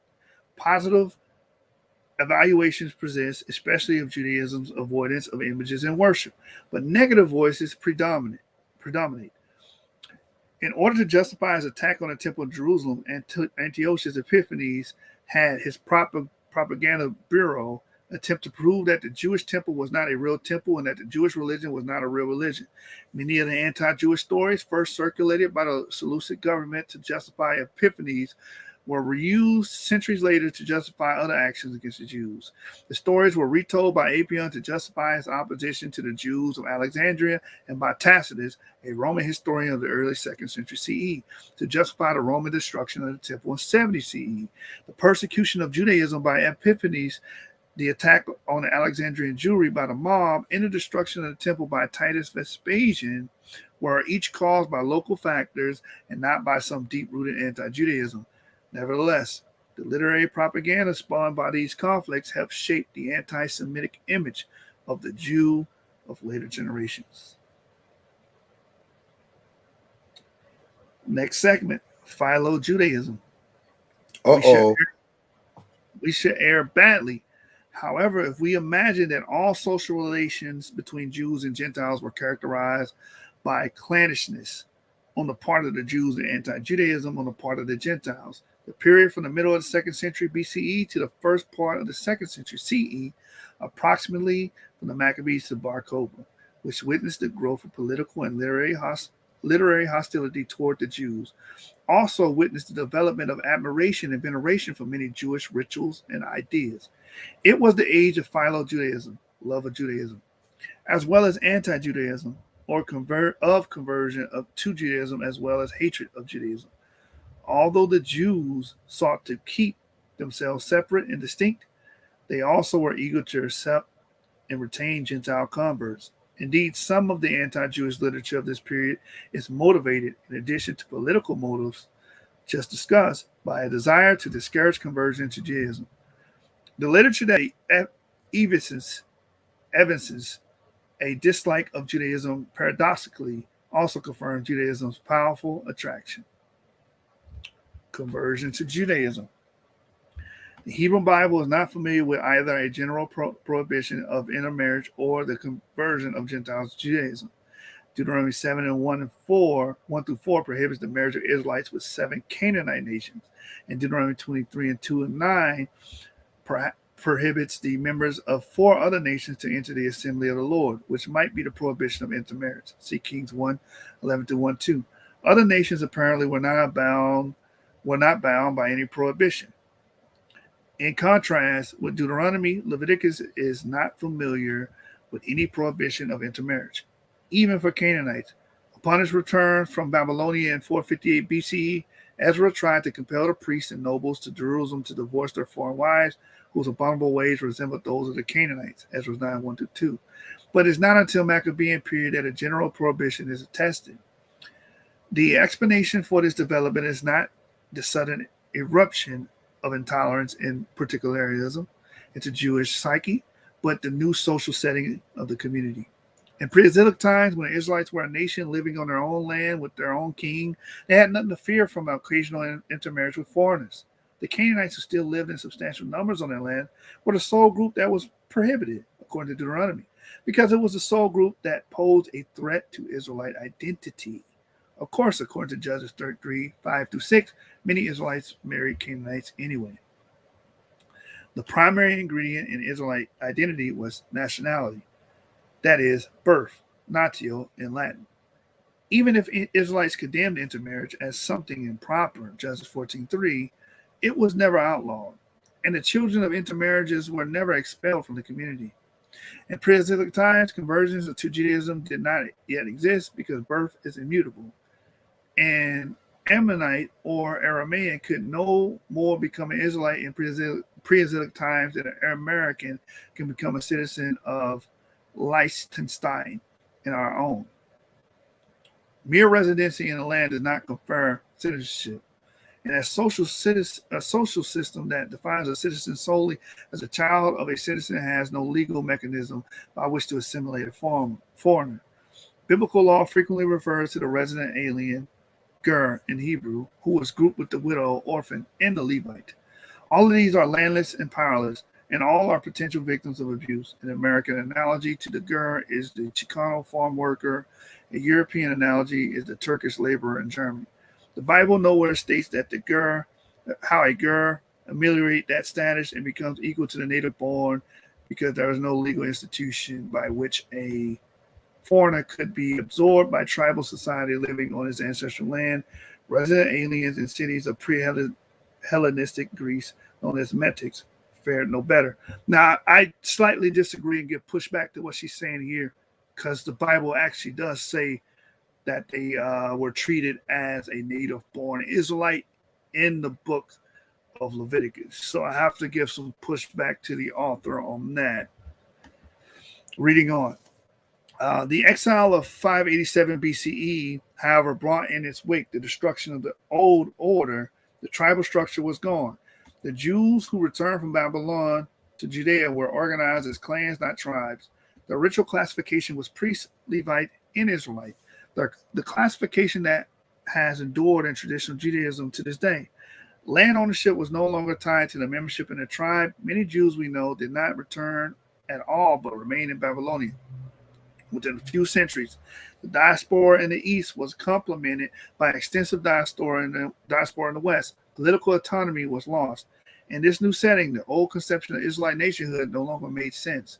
The Jews began to redefine themselves as a culture, way of life, and religion, and it was Judaism, not the religion of pre-Exilic Israel that prohibited intermarriage but permitted conversion. The translation is clearly underway by the period of Ezra and is more or less complete by the period of Maccabees. Ezra tried to expel from the Jerusalem community about 113 foreign women and the children whom they had borne to their Jewish husbands. Ezra's sin.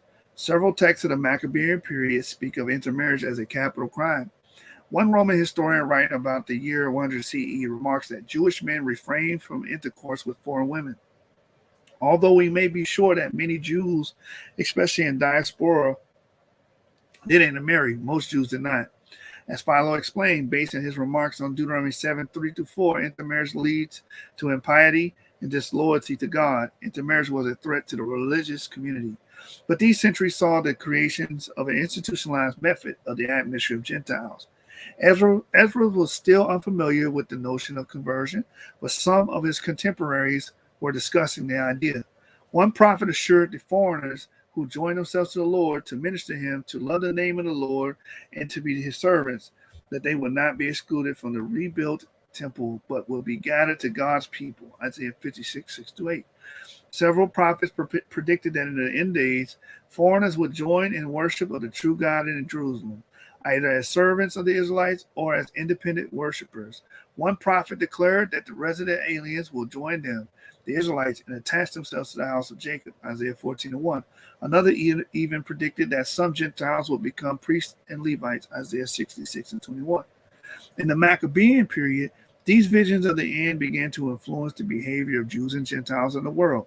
The Book of Judith, a romance written, or at least redacted during the 2nd century BCE, describes the conversion of an Ammonite general to Judaism. When Achior saw all the God of Israel had done to protect his people, he believed firmly in God. So he was circumcised and joined the house of Israel, remaining so to this day. Judah 14:10. Here are all the essential elements of the conversion to Judaism: belief in God, circumcision, and joining the house of Israel. I shall discuss each of these elements separately.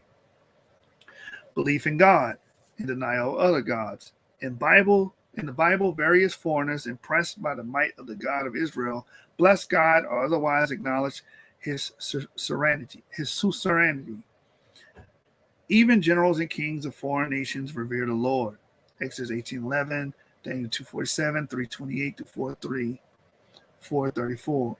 But these are not cases of conversion. None of these Gentiles join the house of Israel. None swears exclusive loyalty to the God of Israel. Conversion means a turning around, a spiritual reorientation, a denial of the past, and a pledge for the future. The convert of Judaism denies his foreign gods and accepts the God of Israel as the only true God, and according to the rabbis, acknowledges the truth and binding authority of the Torah. None of the biblical figures, except perhaps for Naaman in 2 Kings 5, promise exclusive loyalty to God. Rather, they polytheistically add the God of Israel to their list of gods. This is not conversion. Circumcision and baptism. The central ritual for conversion was circumcision. This practice, quite common in the ancient Near East, Jeremiah 9:24-25, figures prominently in only a few sections of the Bible, notably Genesis 17, the institution of circumcision, including the requirements that all acquired slaves must be circumcised. Genesis 34, the rape of Dinah and the massacre of Shechem. Exodus 4-24-26, the incident of Moses, Zipporah, and the angel. In Exodus 12:43-49, and Joshua 5:2-11, the celebration of Passover sacrifice.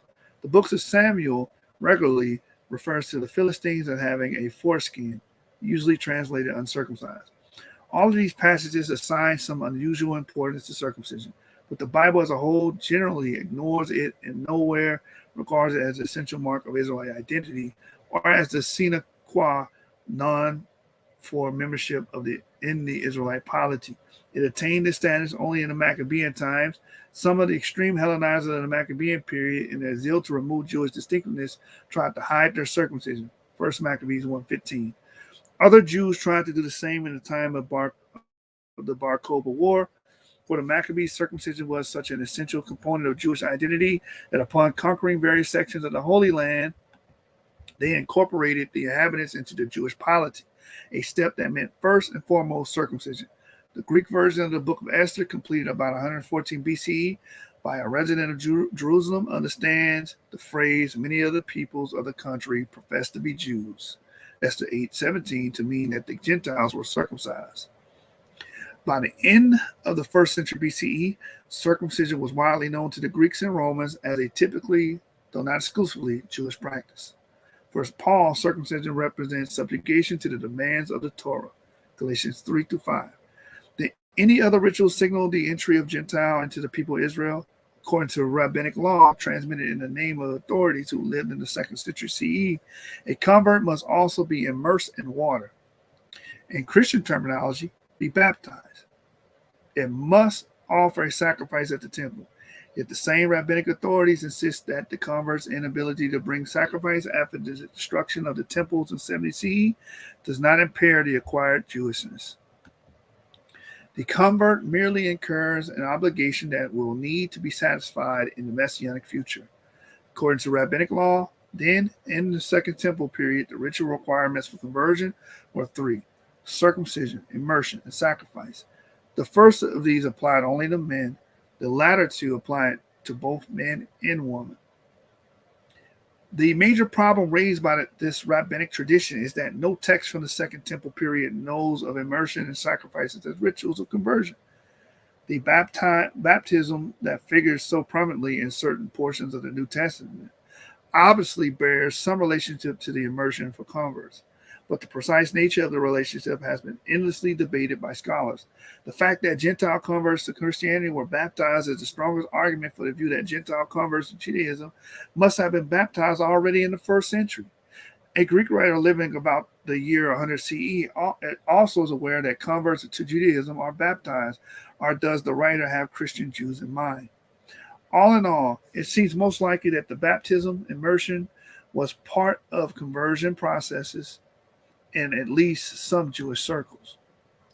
In Judea, by the 1st century of our era, it remains unclear whether the baptism was initiatory, purificatory, or some combination of the two.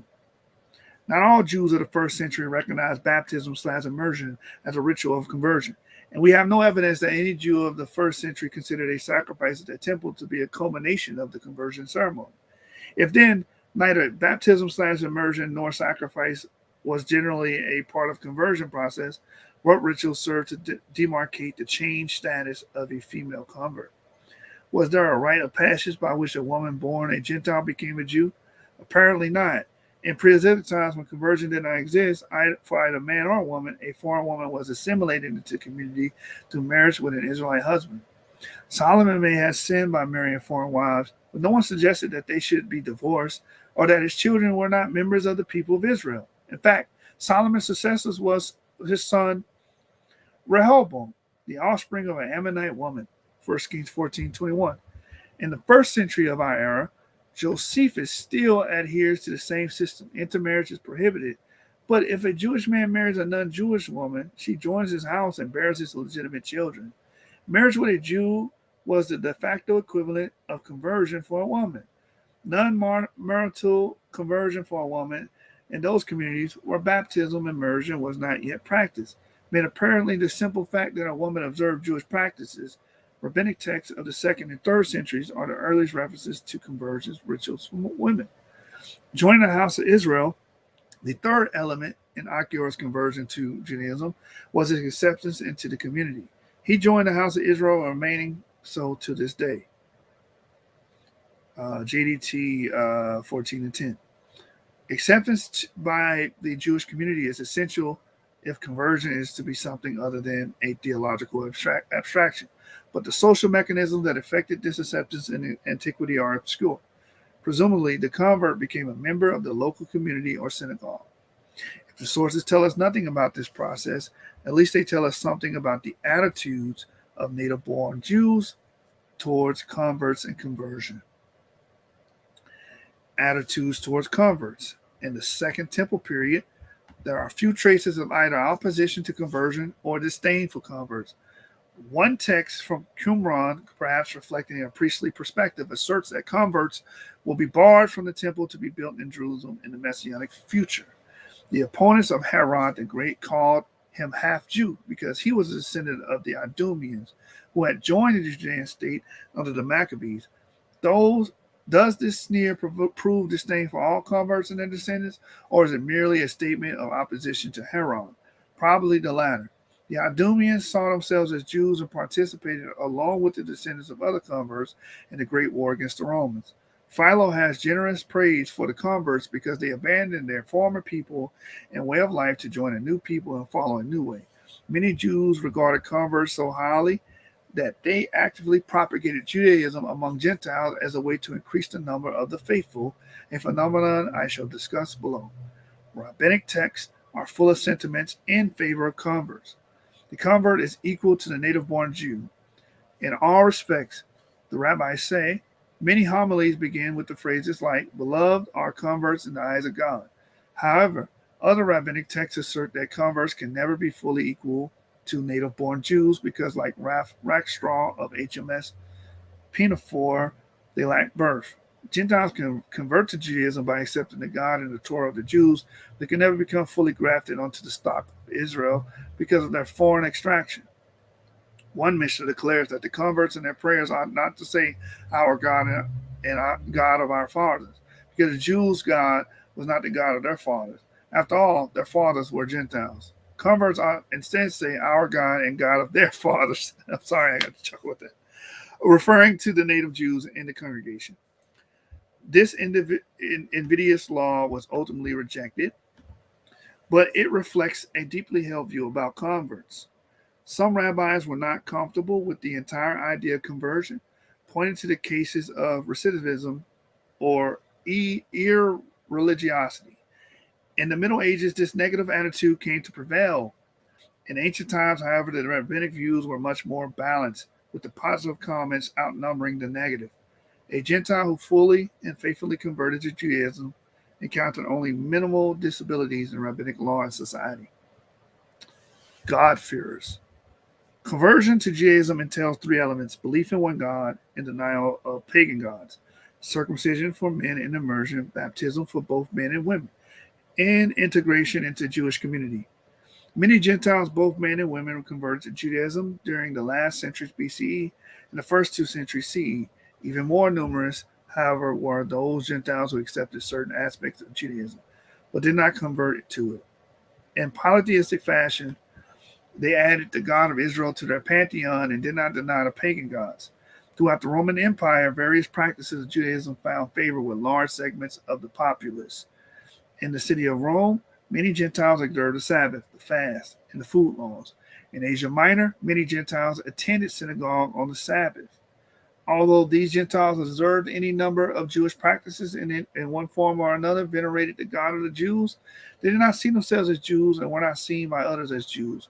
Other Gentiles became God-fearers, not so much through religious observance, but through social connection. They befriended Jews or supported the local Jewish community in its activities. In any case, one Jewish practice studiously avoided by all these God-fearers was circumcision. They resembled the polytheists of the pre-Exilic period who feared the Lord, but who never changed their identity. In pre-Exilic times, conversion was not yet an option. In late Second Temple times, it was an option, but these Gentiles did not wish to exercise it. The book of Acts calls these people those who fear, or those who venerate the Lord. Acts 13, 16, 26, 16, 14, 17, 4, 17, 18, and 7. Modern scholars call them sympathizers or semi-proselytes, but these terms lack ancient attestation. Those who see Judaism and Hellenism as discrete entities are perplexed by the phenomenon of the God-fearers. Some haven't even questioned their existence. After all, how can Gentiles become a little bit Jewish? And why would they want to? The explanation is to be sought in other conceptions of Hellenism discussed above. Many Greeks and Romans adopted the gods, for example, Isis, Cybele, Mithras, Jupiter, Dolichaeus, and practices of various barbarian nations without converting or losing their identity. Similarly, thinking that the God of the Jews is like the God of other nations, they added him to their pantheon. They observed the Sabbath much as they would the sacred days of other peoples. They frequented the synagogues of the Jews much as they would temples or ceremonies of other foreign gods. They befriended Jews much as they would other ethnic groups. The many and diverse motives for this behavior need not be investigated here. This is the domain of the historians of the Roman Empire. Rather than look upon God-fearers as Gentiles interested in Judaism, perhaps we should see the phenomenon, the contribution of Judaism to the Hellenistic cultural mix. Greco-Roman cultures provides various analogies to Jewish ideas and practices. For example, many philosophers rejected polytheism and the cult of images. Stoic ethics closely resemble various streams of Jewish ethics. In the first centuries of our era, burial replaced cremation as the most common means of disposing of the dead. But none of these is the product of Jewish influence. But through the God-fearers, Judaism had a clear and distinctive impact on its environment. Observance of the Sabbath and holidays, attendance at synagogues, and the veneration of God were parts of the Hellenistic culture. The phenomenon of God-fearers implies another important point as well. Ancient Judaism was visible and open to outsiders. Gentiles were able to enter synagogues and witness to Jewish observances. Josephus insists that Judaism has no mysteries, no secrets, that it keeps hidden from the curious observer. This claim may not be entirely true. Note, for example, how secretive Jesus is according to the Gospel of Mark, but is essentially correct. Some Jews even engaged in missionary work. The Pharisees traveled about the land and the sea in order to make even one proselyte, the Greek word for convert to Judaism. Matthew 23:15. Josephus narrates that the middle of the 1st century CE, the royal house of the kingdom of Ababean became Jewish under the tutelage of itinerant Jewish merchants. Several writers from the city of Rome refer to the eagerness of Jews to win Gentiles to their side, if not for religious conversion, then at least for political and social support. There is no evidence for an organized Jewish mission to Gentiles, but individuals seem to have engaged in this activity on their own. Some scholars have suggested that much of the Jewish literature written in Greek had as its goal the propagation of Judaism among the Gentiles. The literature often emphasizes elements of Judaism that would make it attractive to outsiders. Of course, the elements that would make Judaism attractive to outsiders are precisely those that would also strengthen its hold on insiders. It is impossible to tell whether the literature was written to attract Gentiles to Judaism or to encourage Greek-speaking Jews to stay within the fold. In any case, during the 1st century CE, at least some of the Jews were trying to attract converts and God-fearers. Even after the destruction of the temple in 70 CE, the decimation of Alexandrian Jewry in 115 and 117, and the Bar Kokhba disaster in 132 and 135, Judaism remained attractive to outsiders. Gentiles were still eager to buy the spiritual wares of Jews. Perhaps because of the growth of Christianity, Greek philosophers began to treat Judaism seriously as philosophical systems, and some of them liked what they found. What is Plato, if not Moses, speaking Attic Greek? Was a remarkable observation of Neoplatonists. Judaism contributed its God and its angels to the religious syncretism of the 2nd to 5th centuries. But Greeks were not the only God-fearers. During these centuries, many Christians, generally called Judaizers by modern scholarship, were drawn to Jewish practices. For some of these Christians, Judaism was attractive because of Christianity. Through Christianity, they learned the Hebrew scriptures and became familiar with Jewish observances. Many Christian groups, for example, insisted that Easter must coincide with the Jewish Passover and that it be celebrated with rites similar to those of the Jewish Passover. Other Christians, however, were really pagan God-fearers in the sky. Oh man, that's a fact right there, man. That's a bomb right there. In Antioch, in the late 4th century, John Chrysostom was shocked that many Christians were doing what pagan God-fearers had been doing in other parts of the empire 3 centuries previously. They were attending synagogues and observing Jewish festivals. They were attending synagogues and observing Jewish festivals. There goes your early Christian crowd right there. In addition to these God-fears of various sorts, converts likewise testified to the fact that Judaism power of attraction had not dimmed. Rabbinic literature mentions a dozen or so converts in Judea and many more than that in Babylonia. Christian and pagan writers mention several others. Epitaphs and inscriptions mention yet more. Hadrian's edict against circumcision, one of the causes or consequences of the Bar Kokhba War, was rescinded by the following emperor, but only for native Jews. It was now a violation of a law for Gentiles to be circumcised. At the end of the 2nd century, the Roman emperor outlawed conversion altogether, a prohibition that would be repeated by the Christian emperors of the 4th century and later. This legislative activity implies that conversions were continuing. Perhaps fewer Gentiles than before were converting to Judaism or becoming God-fearers, but Judaism clearly had not lost its allure. What did change after 70 CE was the Jews, or at least the rabbis, were no longer as eager to sell their spiritual wares to the Gentiles. The motives of the mission to the Gentiles are obscure, but whatever they may have been, whether to hasten the messianic deliverance, to save souls, to garner political support, the rabbis were not interested. They were not active messianists. In their eyes, the souls of Gentiles did not need to be saved because all righteous Gentiles who observe certain basic norms, what we would call religion and ethics, were guaranteed a share in the world to come.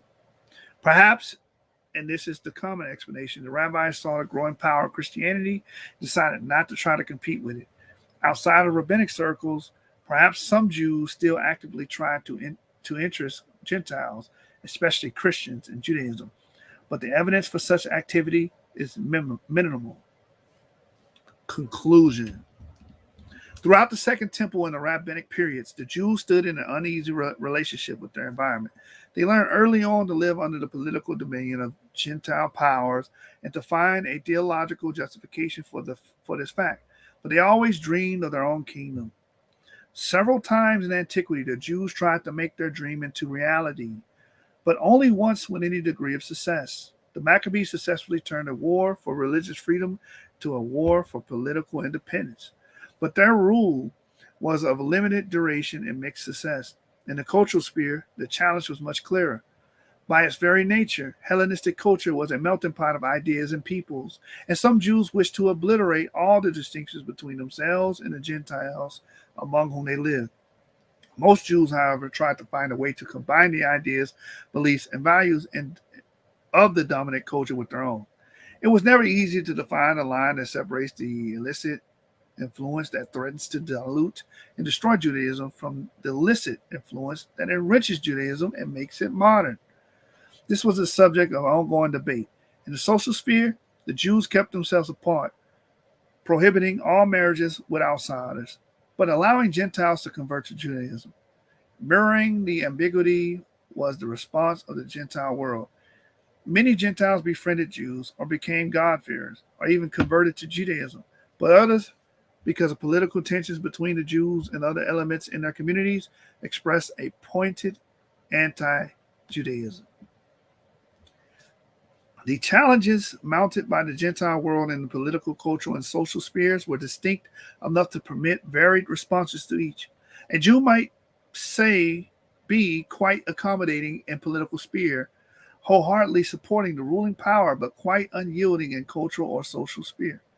Ezra, for example, enjoyed the protection of the Persian king and supported the Persian Empire in return, but opposing the marriage.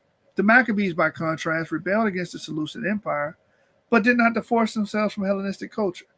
Some Jews, the extremists, were consistent. The extreme Hellenizers who supported Epiphanes wanted to merge Judaism more fully into the Hellenistic world in all three spheres. Revolutionaries of 66 to 70 CE had as their goals the creation of an independent state, the purification of the land of Israel from all foreign contagion, and the separation of Israel from the Gentiles. Most Jews, however, were not so consistent. Their goal was not consistency, but the perpetuation of Judaism. And that is the end of the chapter. Next chapter will be the Jewish religion, practices, and beliefs. Shout out to the pro literacy gang. God. That's it.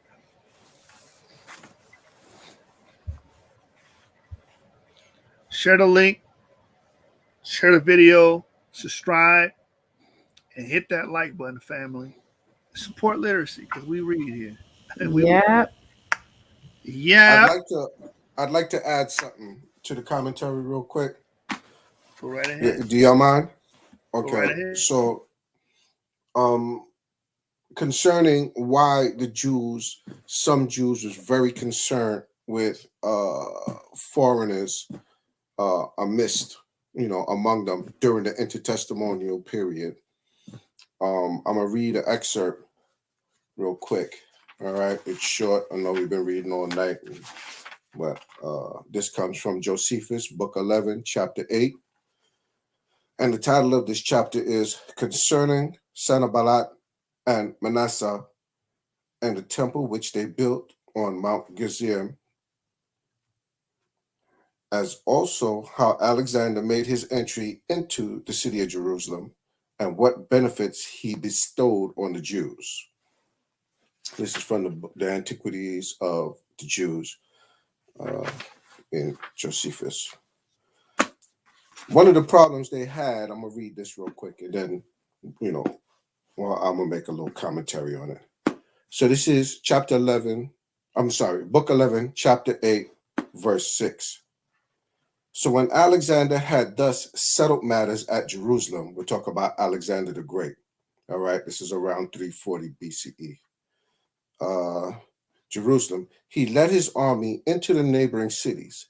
And when all of the inhabitants to whom he came received him with great kindness, the Samaritans who had then, well, before I go forward, the Samaritans, everybody knows this is the northern kingdom.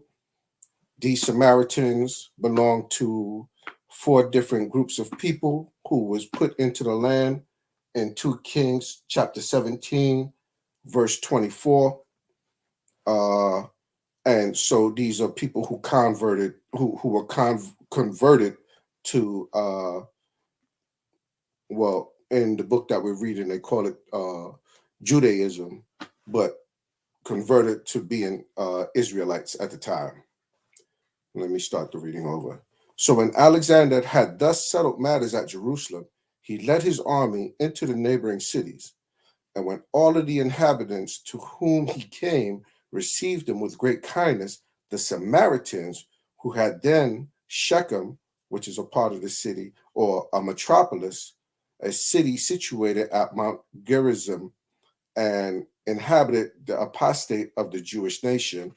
So they had built another temple. These Samaritans had built another temple in the northern kingdom. It's called Mount Gerizim. Seeing that Alexander had so greatly honored the Jews, determined to profess themselves Jews. For such is the disposition of the Samaritan Jews, the Samaritans. As we Jews are in adversity, they deny that they are kin to them. And then they confess the truth, saying that they're, when the Jews are going through trials and tribulations, they separate themselves from them and they say that they're not Jews. But when they perceive that some good fortune has befallen them, they immediately pretend to have communion with them, saying that they belong to them and derive their genealogy from the posterity of Joseph, Ephraim, and Manasseh. I'm gonna leave it there. This is part of the study that I'm gonna do, all the presentation that I'm gonna do in the future. So we're starting to get the picture during this intertestamental time why there were certain Jews who was very, very leery about people who were converts that came into the congregation, because they were very deceitful. I'll leave it at that. Good points. Good points. Can't wait to see that presentation, and hopefully you bless the channel with it, brother. Yeah, I'm gonna do it with you. It's gonna be at least probably about 3 or 4 series long, because it's gonna run from 900 BCE, even before that, probably about 1200 BCE, all the way into the intertestamental period, which is the meaty part of the presentation, down into the time of Christ. All right. So the people got that to look forward to. My brother Sean gonna bring a 4-part series for you guys. So that should be exciting. Before we get out of here and we close out with our musical selection, I forgot to do this last time, and I'm not gonna forget to do this now. We're protected under Section 107 of the Copyright Act, which provides a statutory framework for determining whether something is fair use and identifies certain types of use. So it's commentary. Let me get this off the screen real quick. Such as criticism, commentary, news reporting, teaching, scholarship, and research. I think we do a little bit of all that. We give our critiques here and there, commentary. We do this for teaching purposes and scholarship and research purposes. So we're protected under fair use in reading the sister's book. So wanted to let that be noted. Also, we are pro-literate, and I just want to, bring this message out. Education is the great equalizer of our time. It gives hope to the hopeless and creates chances for those without. Does anybody have any last words before we close? Elkaim, Ru.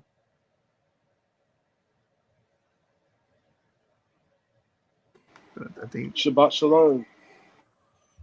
All right. I got something to say real quick. Oh, go ahead, Sean. Yeah. I was trying to get yeah. I'm trying to get Elkaim and Ru involved because I think Ray and you, Sean, you spoke for the entirety or most of the show, actually. But yeah, man, YAP gang. I was gonna say a lot of good points made up, a lot of good things brought out today. I'm gonna go back over this when my paper copy arrives and be doing some highlighting of my own. Oh yeah. Might want to keep some of those Christian comments and then on the back burner, just in case you want to smack up Kevin G them. And what's the other guy named? Berean. My favorite line was towards the end when it said these Christians were nothing more but pagans in disguise. That was my favorite. Wow. God. Oh man. All right. So we're gonna close it out.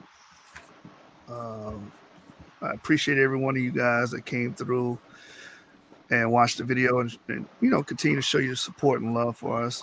Hit that like button, subscribe. Source gang, you know how we rocking, man. Yeah.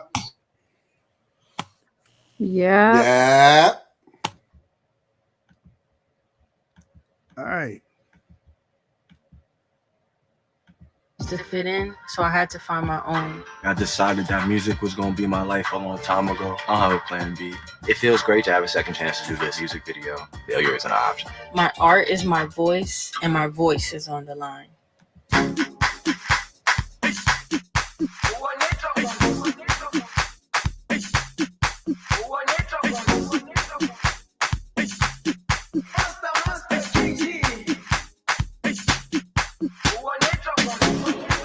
Jerusalema ikhaya lami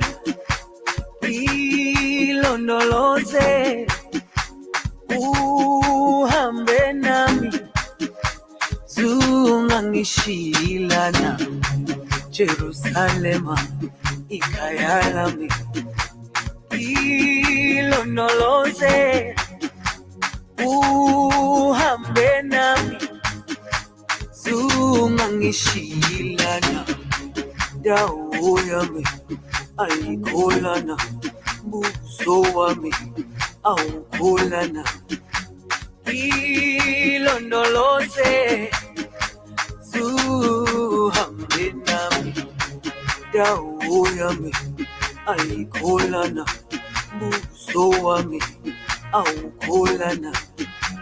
Ilondoloze, zuhambe nami, ilondoloze, ilondoloze,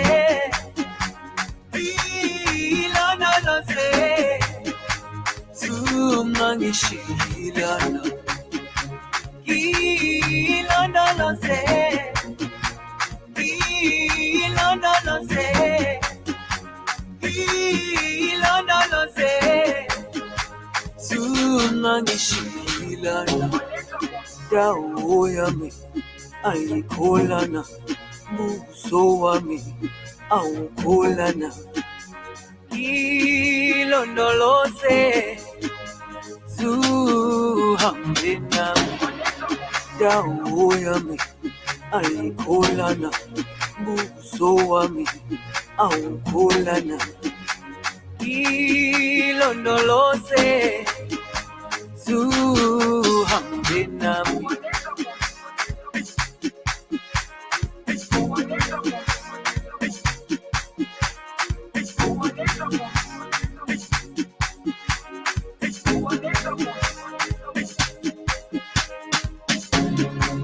Jerusalema, ikhaya lami,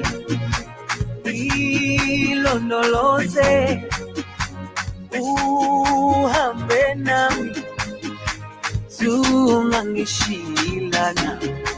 Jerusalema, ikhaya lami, ilondoloze, uhambe nami, zungangishilana. Dawo yami, ayikholana, buso wami, awukholana. Ilondoloze, zuhambe nami.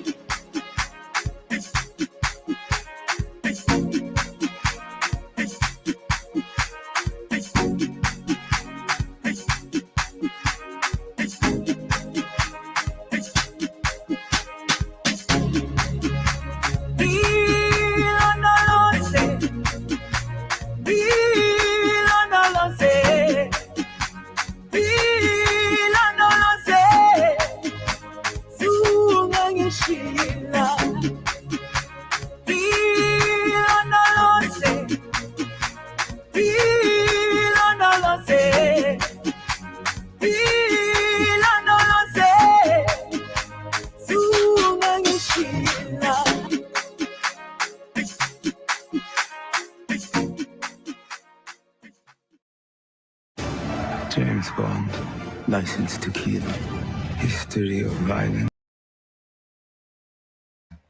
Shabbat Shalom. YAP.